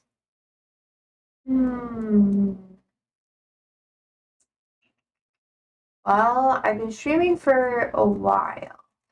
We'll probably talk a little bit after it, so we're just gonna do this one. Boop. It's by, oh shit, I forgot, I'm supposed to, like, post the links here. The bare bones is already 57 lines. Hell yeah. It'll take a while to get there, but I think it'll be worth it. I'm supposed to, like, pin everything. I always forget to pin the videos. I get on, like, a kick of it. I had a sticky note that was on my monitor that said, pin the video. But then I threw it away because I thought I'd be okay without it, and I'm not, so... Yeah. Anyways, here's the video. Today's Qatar is one of the smallest and richest countries in the world, I meant to mostly start because writing of an actual, oil like, and essay. natural Well, gas, it takes but time. it You also emerged don't as a have to do nation that. decades before it It's could drill the for any inside fossil that fuels. matters. The Qatari royal family, the House of... That's what the saying of the revolution will not be televised. That's because the first changes in your mind over anything else. Fani Anyways. faced opponents both at home and abroad as it united Qatar. So then, how did they Bruh. become the most powerful tribe on the peninsula and create the modern country? Who helped them? Who tried to get in their way? Ultimately, how did the state of Qatar This is a get to very exist? condensed version. Well, It's Qatar only isn't the 10 only minutes. small monarchy on the Persian Gulf, and like Bahrain, Kuwait, and the Seven Emirates of the UAE, it came under the protection of the United Kingdom for about a century before independence. Unlike the rulers of those states, though, who controlled their lands before the Royal Navy arrived in the Gulf, Qatar's Al Thani are a newer player on the scene. In 1860, Doha, the luxurious capital of modern Qatar, had a population of only about 5,000 people. Most of them worked as pearl fishermen, and the entire Qatari peninsula, including Doha, was nominally under the sovereignty of the Hakim of neighboring Bahrain, who himself was required by treaty to work with Britain to ensure safe trade in the Persian Gulf. The leader of Doha, and not much else at that point, was the founder of Qatar's royal family, Sheikh Mohammed bin Fani, but Bahrain tried to exert more authority over him in 1867. That sparked a war between the towns Al Thani and the Al Khalifa of Bahrain. It eventually saw the Bahrainis and their allies from Abu Dhabi pushed back, at the Why cost do of they have, Doha like, the being eyebrows essentially looking burnt like to the that, you know? ground. But that sort of warfare was exactly what Britain was trying to stamp out in the region. Not out of humanitarian concern, mind you, but to protect trade routes to India.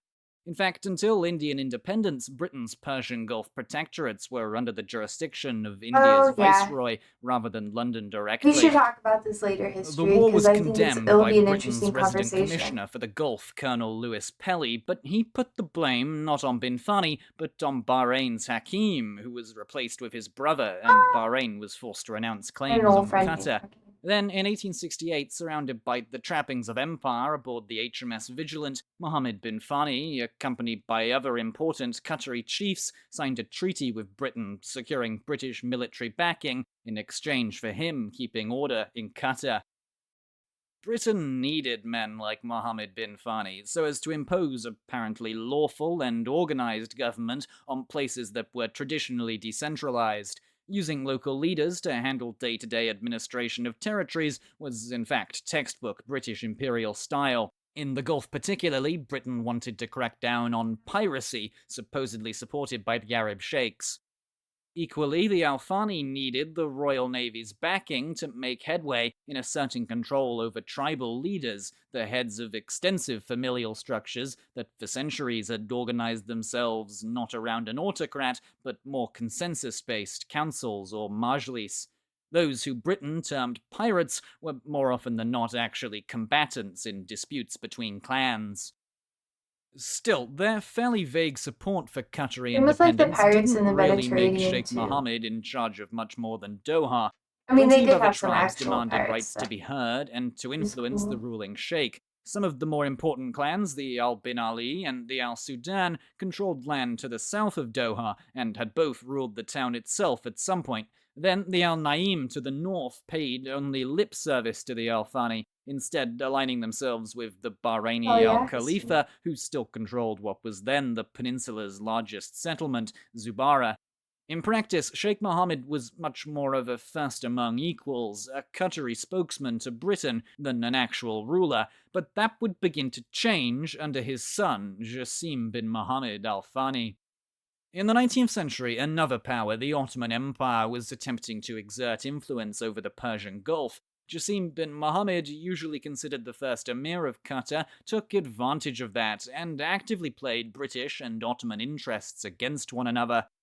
Sheikh Jassim courted the Ottomans early in his reign. Actually, he started doing it even before his father's death and without his permission, but it was a sensible move. Britain was then the world's preeminent power at sea, but the Ottomans were probably stronger on land, at least in Arabia. By befriending, or at least appeasing both, the Al Thani could ensure their security against threats like Bahrain, or the rising, but not yet dominant, Al Saud to Qatar's west.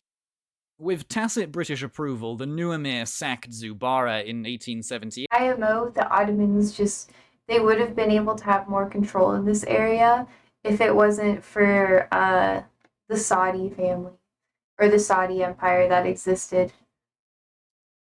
Revenge for Bahrain's You could just raising of never. Doha a decade earlier. Most of Zubarah's population was forcibly never relocated worked to the out. capital, though it would still be some 60 years before the Al Thani more or less eliminated Bahraini influence in northern Qatar by crushing the Al Naim. But the event that really cemented the Al Thani's position as the preeminent Qatari clan came later in Sheikh Jassim's reign. The Ottoman Empire by that point was approaching its end. The empire's European territories were increasingly becoming either informally or totally independent, and other empires were staking claim to its lands in Africa. But the Ottomans were determined to hold on to the Middle East, including by getting a stronger grip on Qatar. Jassim bin Mohammed was not a fan of that plan, so some 500 Ottoman soldiers were sent to crack down on the Qataris. In the process, they took a number of leading sheikhs captive, enraging their clans, but the emir waited to retaliate. In early 1893, he took defensive positions at the fort of Al-Wajba outside Doha, and on their home turf, the Qataris successfully fended off the Ottoman army and freed their captives in the process. The Ottoman Empire was pushed out of Qatar, winning Sheikh Jassim the admiration and allegiance of many of the tribes. For his victory, modern Qatar considers him to be its founding father. With the Ottomans gone and Britain happily maintaining a hands-off approach, the last significant threat to Qatar's existence came with the rise of the Third Saudi state under Abdulaziz al Saud, called Ibn Saud in the West. In response to the Saudis' rapid reconquest of much of Central Arabia, and fully aware that the Al Saud had once claimed control of Qatar before his family's rise, the new Al Thani emir, Abdallah bin Jassim, was eager for more substantive aid from Britain, particularly because a cabal of his own relatives would have happily helped the Saudis dethrone him for their own aims. In 1916, he signed the Anglo-Qatari Treaty, which made Qatar's de facto status as a British protectorate from the 1868 agreement official. Like that signed by his grandfather, Sheikh Abdallah signed the agreement on a Royal Navy ship, the HMS Lawrence, and it committed Britain to guarantee Qatari security, as it already did for other Gulf states bordering Ibn Saud's domain. In exchange, Qatar gave up control of foreign affairs to Britain, and eventually oil reserves found there were exploited by the Anglo-Persian Oil Company. As it would turn out, a lot of fossil fuels would be found in Qatar.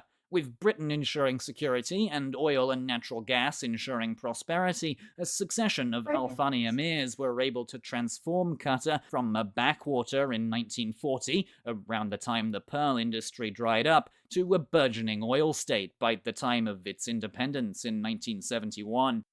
With Doha as a wealthy base and the allegiance of the other clans of the peninsula, the Al Thani were able to mold themselves into the uniters and defenders of Qatar and its unique blend of ancient tradition and economic modernity.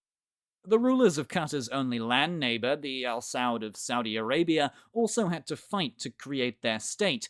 To find out how they did it, after failing a few times first, you should check out the video on the Saudis and their kingdom to the left. And as always, I've been James, thank you for continuing to watch Look Back History, and I'll see you there.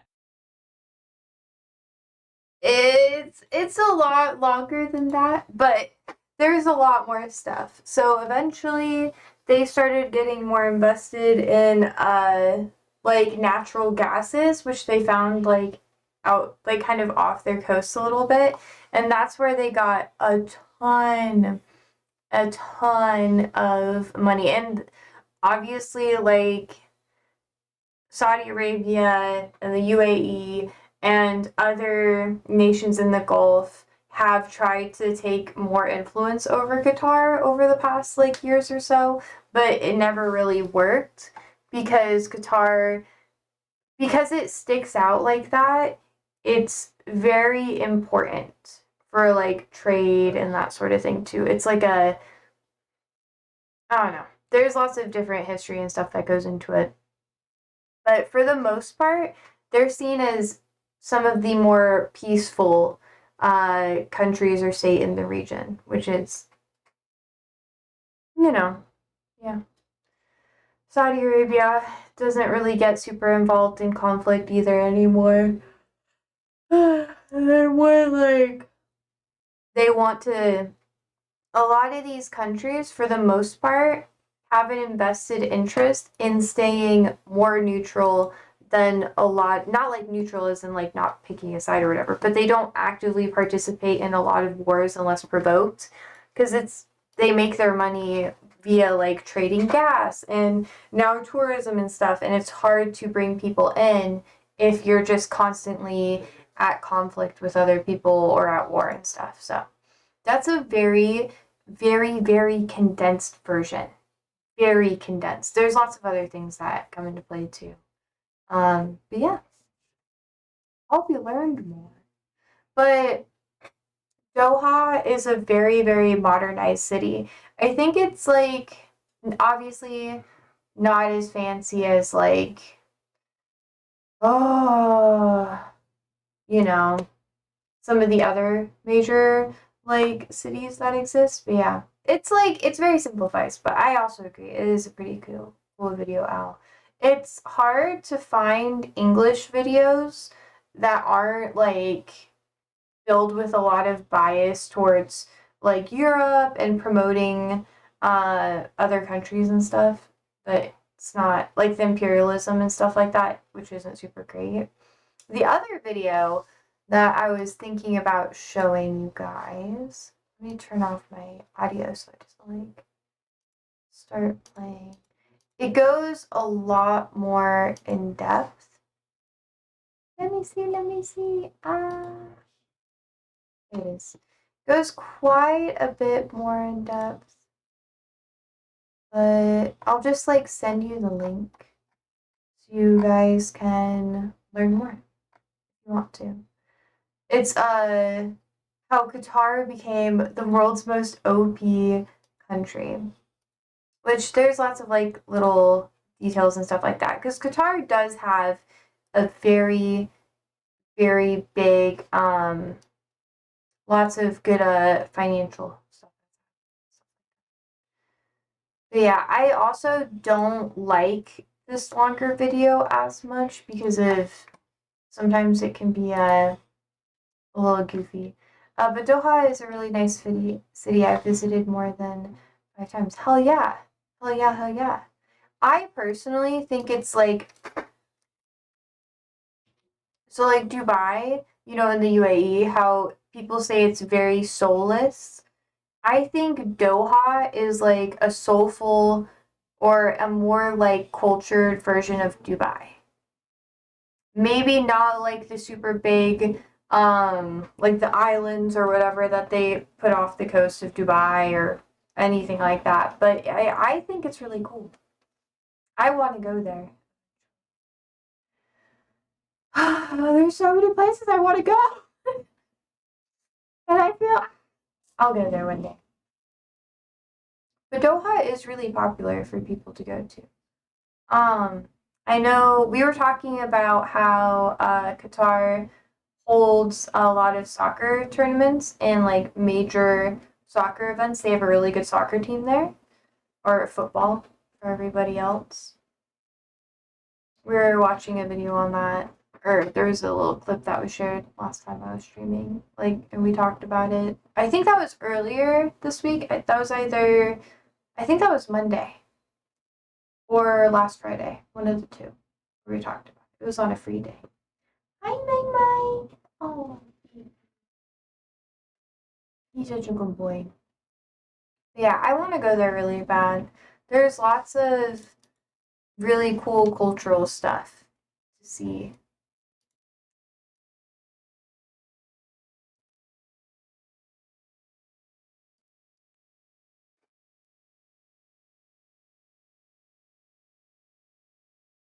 Yeah.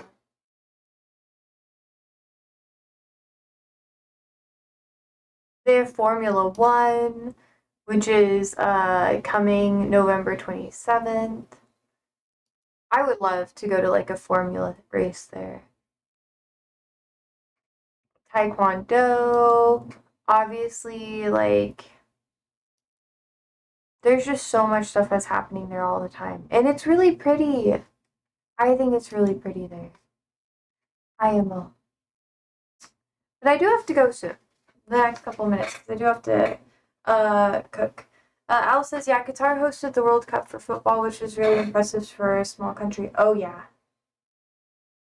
Oh, yeah. I personally, do they have a good team? I've heard that their team is good. I've been trying to get more into soccer. Like, my friend, she's really into it, and she's like, watch it with me, and I'm just like, fine, fuck, okay, I'll watch it. I've also been watching, more, like, soccer stuff in my spare time.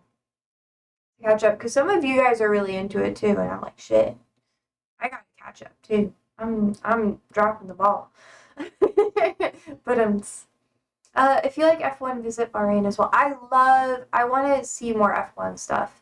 Andrew got me into it. He was really into Formula One drifting for a while, like cars that drift.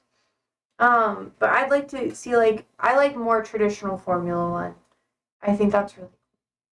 I like to see the cars go vroom. I feel like that'd be cool to see. I grew up watching NASCAR. So F1 is really cool to me. I had some relatives who were really, really into NASCAR. Like, really into it. I went to some races growing up and stuff, but they weren't really big or really cool ones. They were just like local ones. I've seen I know why I'm saying all this, but I feel like it's cool.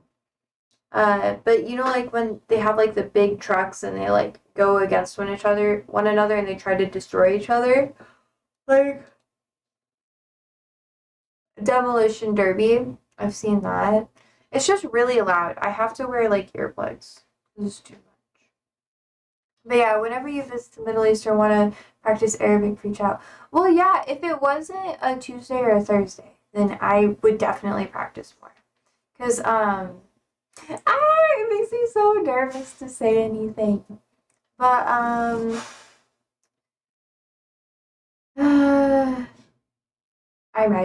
I can do it a little bit. It'll be okay. But I'm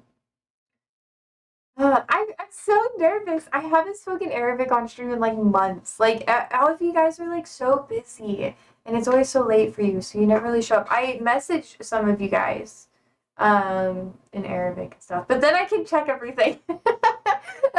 It's fine. But I know I'm so nervous. It's so stupid. تكلموا العربية قليلا. Just a little bit. Just a little bit. I can be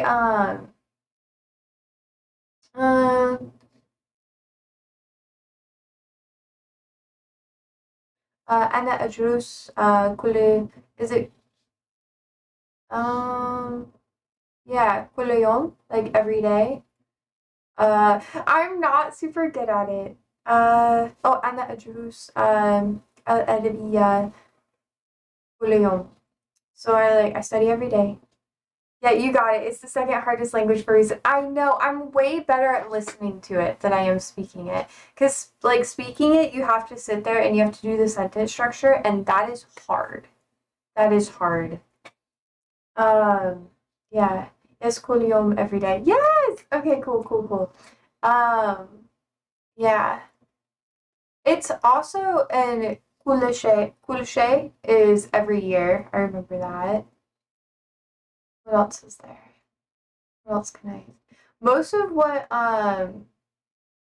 is tahrib, is that like warning? Tahrib? I think that's warning. I've been listening to like Al Jazeera and I'm like, oh, I think that's warning. But I don't know if that's MSA or Saudi or Levantine. Kushe means everything. Oh, that means everything. Okay. What is year? Kushe is everything. Then forget. I remember because it was like the lesson I had was about living somewhere. So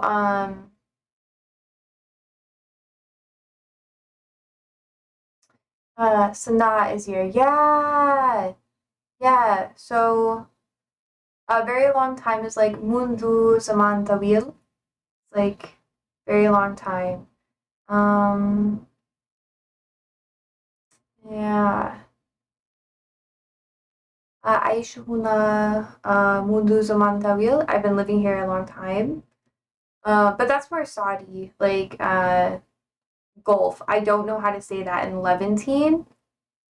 So I know that. That's Kirk. Ah! Fuck yeah. Cool. Sorry. I've also been trying to learn more curse words because those come up a lot. What else? Yeah, I haven't been able to talk to I used to do more lesson stuff online, but then now I'm getting back into it because well, I teach ESL, but in doing so, I kind of do basic stuff. So I'm like I do like colors. I'll be like I don't know. Like I'll say the colors to people. I'm not good with time yet. I'll learn modern standard Arabic, then go to the accents. That's the hard thing. Because yeah, that's true. I should do that. Like colors are very like, you know, abyad, aswad, you know, that black, white, um, akdar, that's like green. Um, yeah, yellow is oh my gosh. It's been so Mars red, I remember that. Portugali is it sounds like Italian to me. That's orange. Um pink is there's two different words for pink. I remember that. And I don't know why there's two different words for pink. It kind of confuses me. This is good practice for me, so I'm just like fuck it. I'm gonna embarrass myself. Um because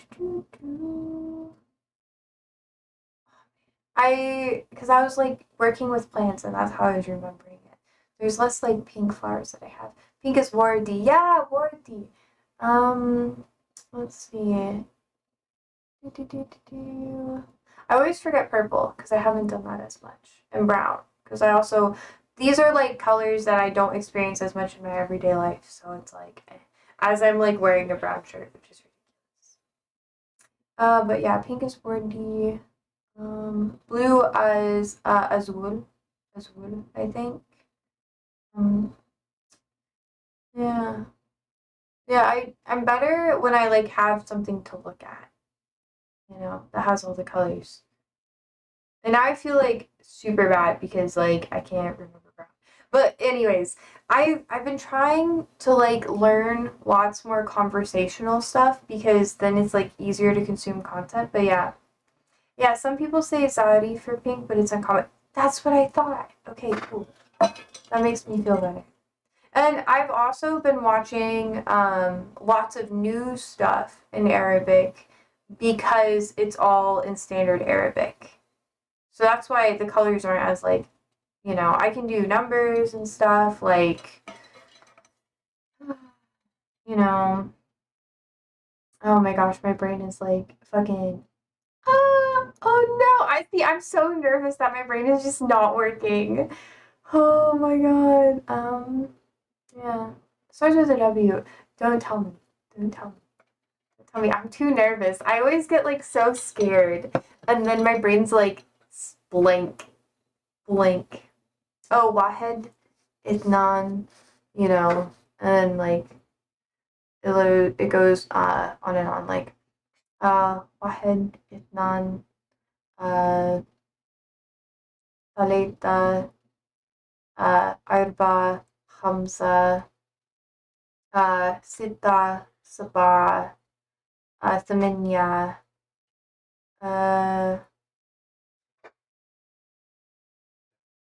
this one with 9 is different. I always forget 9 because it's really weird. I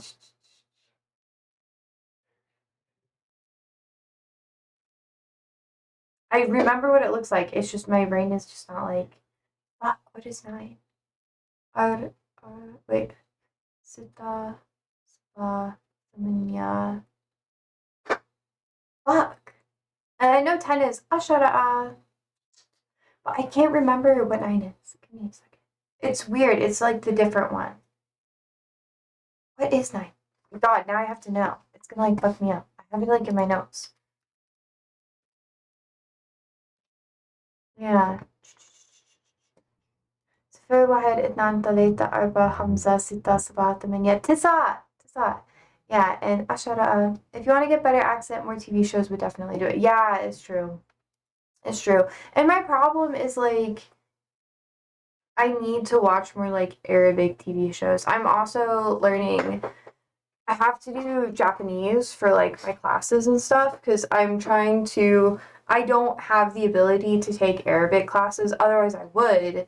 I just teach to a lot of Muslims. I do ESL or English as a second language. So that's usually where I do most of my Arabic, but it's very basic and I'm just now getting back into it again. I have to wait until like later in the semester to do it because yeah. So now I have to brush up more on it, but then I'm starting Japanese. I don't know how soon I'm gonna do Japanese. I'm still debating because it's like hard to do multiple languages. I'm also doing Spanish right now too because I'm around a lot of Spanish speakers. So it's like, but yeah, I've just been trying. I took a break this summer with a lot of Arabic, and I'm just working on listening and recognizing words instead of speaking, which now doing this has made me realize that like I need to start doing more speaking practice stuff, which I could probably do on stream. I feel like that would work. It would actually help a lot. And most of the time, when I'm around like my Arabic speaking like friends or people like coworkers and stuff like that, they just speak to me in English. And I'm like, please, please, please, Basamata, please. And they're just like, English. And I'm like, no, no. Because like, I know need is like uridu. So like saying like, turidu. Is it tur? I don't understand when you're supposed to use the U at the end of something. So it's like turidu would be like you need. So like when would you use? Would it just be turid? Like turid? You need? Or when do you add the U? Is it like when you need to do something? See, this is like the stuff that I struggle with like Arabic, because I know that there's like a pattern with it, and once I get the pattern down, I'll be pretty okay. Like I'll actually be a lot better at it. But I'm just not good with the structure of everything yet, because not some people drop the U. Usad would be like to help. Usad. Usaadti. That would be like help me. Usaadti would like be like asking like someone to help. Um let's see. Yeah. I know like basic stuff like that because I've worked with a lot of Arabic speakers. But like I don't understand the sentence structure yet, and that's what's fucking me up. And once I get that down, I'll just get drastically better. Like it'll just get a lot easier. Like how it was like Spanish. Can you read the letters yet? Yeah. Yeah, I can read all the letters. Knock on wood. On the spot here, I'm really nervous. But the more I speak on stream, the better I'm gonna get. It was like when I started teaching, I was so nervous that for like 2 months, I was just really afraid to be like, hua, hia. Like, I don't know. I know like Laysa ladaya fikra. That means like I have no idea, because that people said that around me all the time. They'd be like, Laysa ladaya fikra. Like I have no idea. And I'd just be like, that's not helpful. So I understand that one. Like I know a lot of like common phrases because that's what I've been around. But a lot of that is like Levantine. So like Lebanese, some Gulf people, some Gulf dialect, but yeah.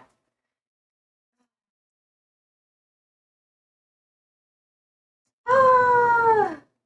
So it'd be let me see. I gotta make it bigger. Uh Radi? Radi? Radi? No. Because it's connected. So it'd be Rani, right? That'd be like an N. But then you have the symbol on top. I have to copy paste it bigger.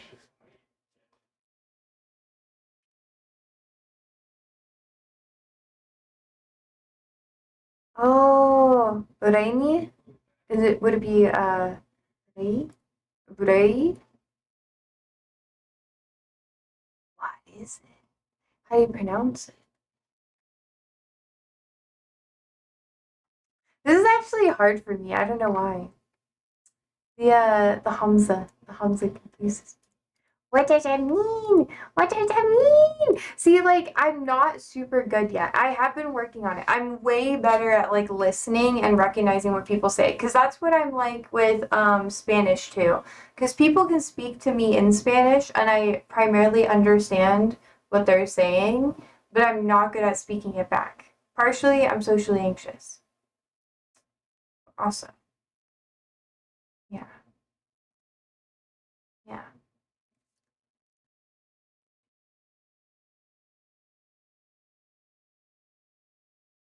I'm nervous now. Now I'm scared. I also looked it up. It'd be I am using. I want to see how to pronounce it. Ra'yon. Is that it? Oh, Ra'yon. Is that it? Means amazing. Pronounce the Hamza can be difficult. So it'd be Ra'yon. Is that it? That's so weird.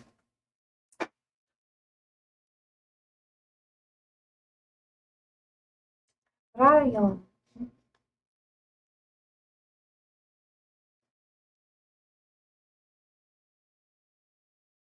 Ra'yon. I knew there was like an N in there. It's hard for me to read. It's like in my brain with Arabic, it's like the the pronunciation of the words is so hard. Like I have, let me show you my embarrassing fucking notebook. Pardon my language. Yes, because it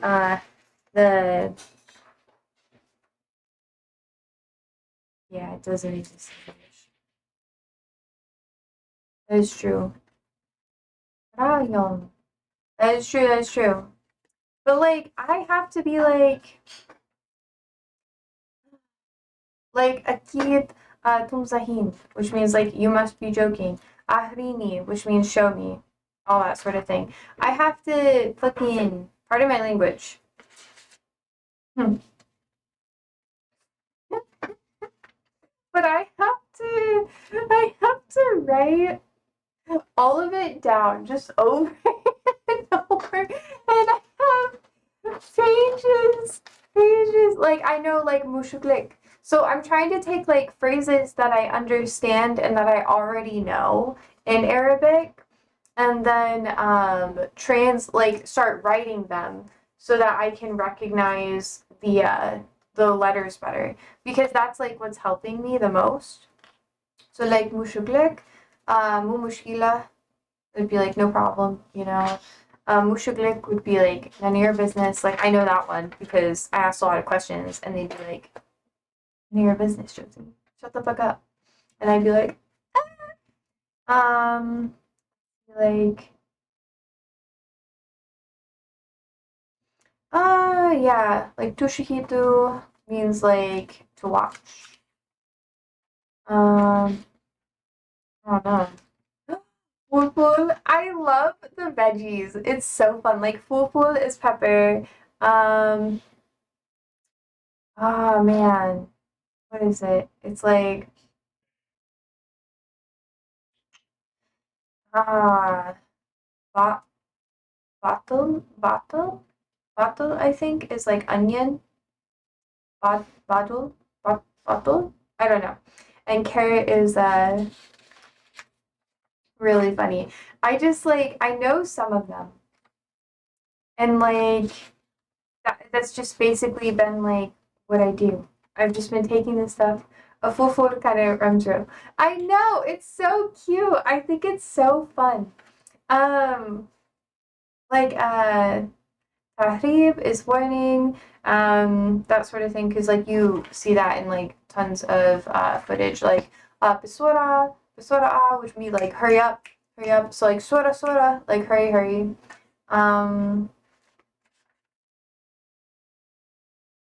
Let's see. I have like the colors. Yeah. So like atfar would be like yellow. That's what I was missing before. But yeah. Or like alhiya tastamiyat. That's what like they said to me like all the time. Because I was going through like a really hard time. And then I would be like crying in the back and they'd be like, alhiya tastamiyat. Like life goes on. Like, let's go. Like it's okay. You know, they'd say that to me a lot. And then like that they would just sometimes like I'd cry and they wouldn't really be good at English, and then I'd have to like translate what they were saying because I didn't understand. They were like comforting me. And I was just like, I don't know. So I kind of like, and then I found those sayings online, and I was like, oh yeah, like I know what this is. So that's what I'm using right now, just like sayings that I recognize, that I heard a lot when I was working with you know, Arabic speakers, and I'm trying to translate them into English, and then I just practice writing them, which is harder than it seems because I could work at a place again that has like a lot of like Arabic speakers. I might have to do that because it's so hard. So hard. And then like a lot of them are immigrants, which helps, you know, because you know they're from the actual like different countries, so they can teach me the different dialects. But yeah, I've been struggling because like it's hard. It's hard, you know. Just Which is why, like, those are the sayings I say, like, all the time. Which is, it's fine. It's fine. I'll get better with it, though. I just have to do Arabic every morning and every night again. And take the time out of my day to do that. Otherwise, I'm not going to get better with it. But I've been, like, I can listen to Al Jazeera. And I can understand, like, some stuff. You got it? I know. I'm going to have to start doing more Arabic streams. Like, planning a day where we come on and I, like, do language learning. And maybe, like, not just Arabic. We could do, like, Japanese. I'd be willing to do, like, other language learning, too. But probably sticking with Arabic would be best. But I don't mind doing others eventually. I have to become more fluent. It's going to take me, like, 3 or 4 years, at least, to become, like, fluent enough to speak to people really easily and that sort of thing. Anyways, thank you, Al.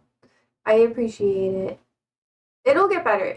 Like, in a month, or probably, like, 2 months or whatever, I'll be able to hold, like, more of a conversation with you and stuff. And I'll remember more things. My goal is to have a cooking stream where I cover, like, foods and stuff. But having more, like, no pressure for you, but, like, having more exposure to Arabic speakers is really helpful. And I've been slacking because it's been hard to stay motivated. It just makes, like, sometimes, not even sometimes, most of the time, watching Al Jazeera makes me sad. So, because I'll understand and I'll be like, oh, cool. And they're, like, talking about eating and stuff. And they'll be like, no food. And I'll be like, la cool. Or, like, la ashrab. And I'm like, no food or drink. And it's, like, it's sad. It's sad. But, like, yeah. My mate says good night. I have to get going. Yeah. He says good night. Siri also says good night. Are you going to leave back now? And I also have to go cook for myself, which will be nice. I'm going to start doing more, learning more about, like, cooking stuff, which will be good. But anyways, I gotta go. I gotta go make food. So, thank you so much for hanging out with me today. I hope you have a wonderful day and sleep well, stay safe, stay alive, and just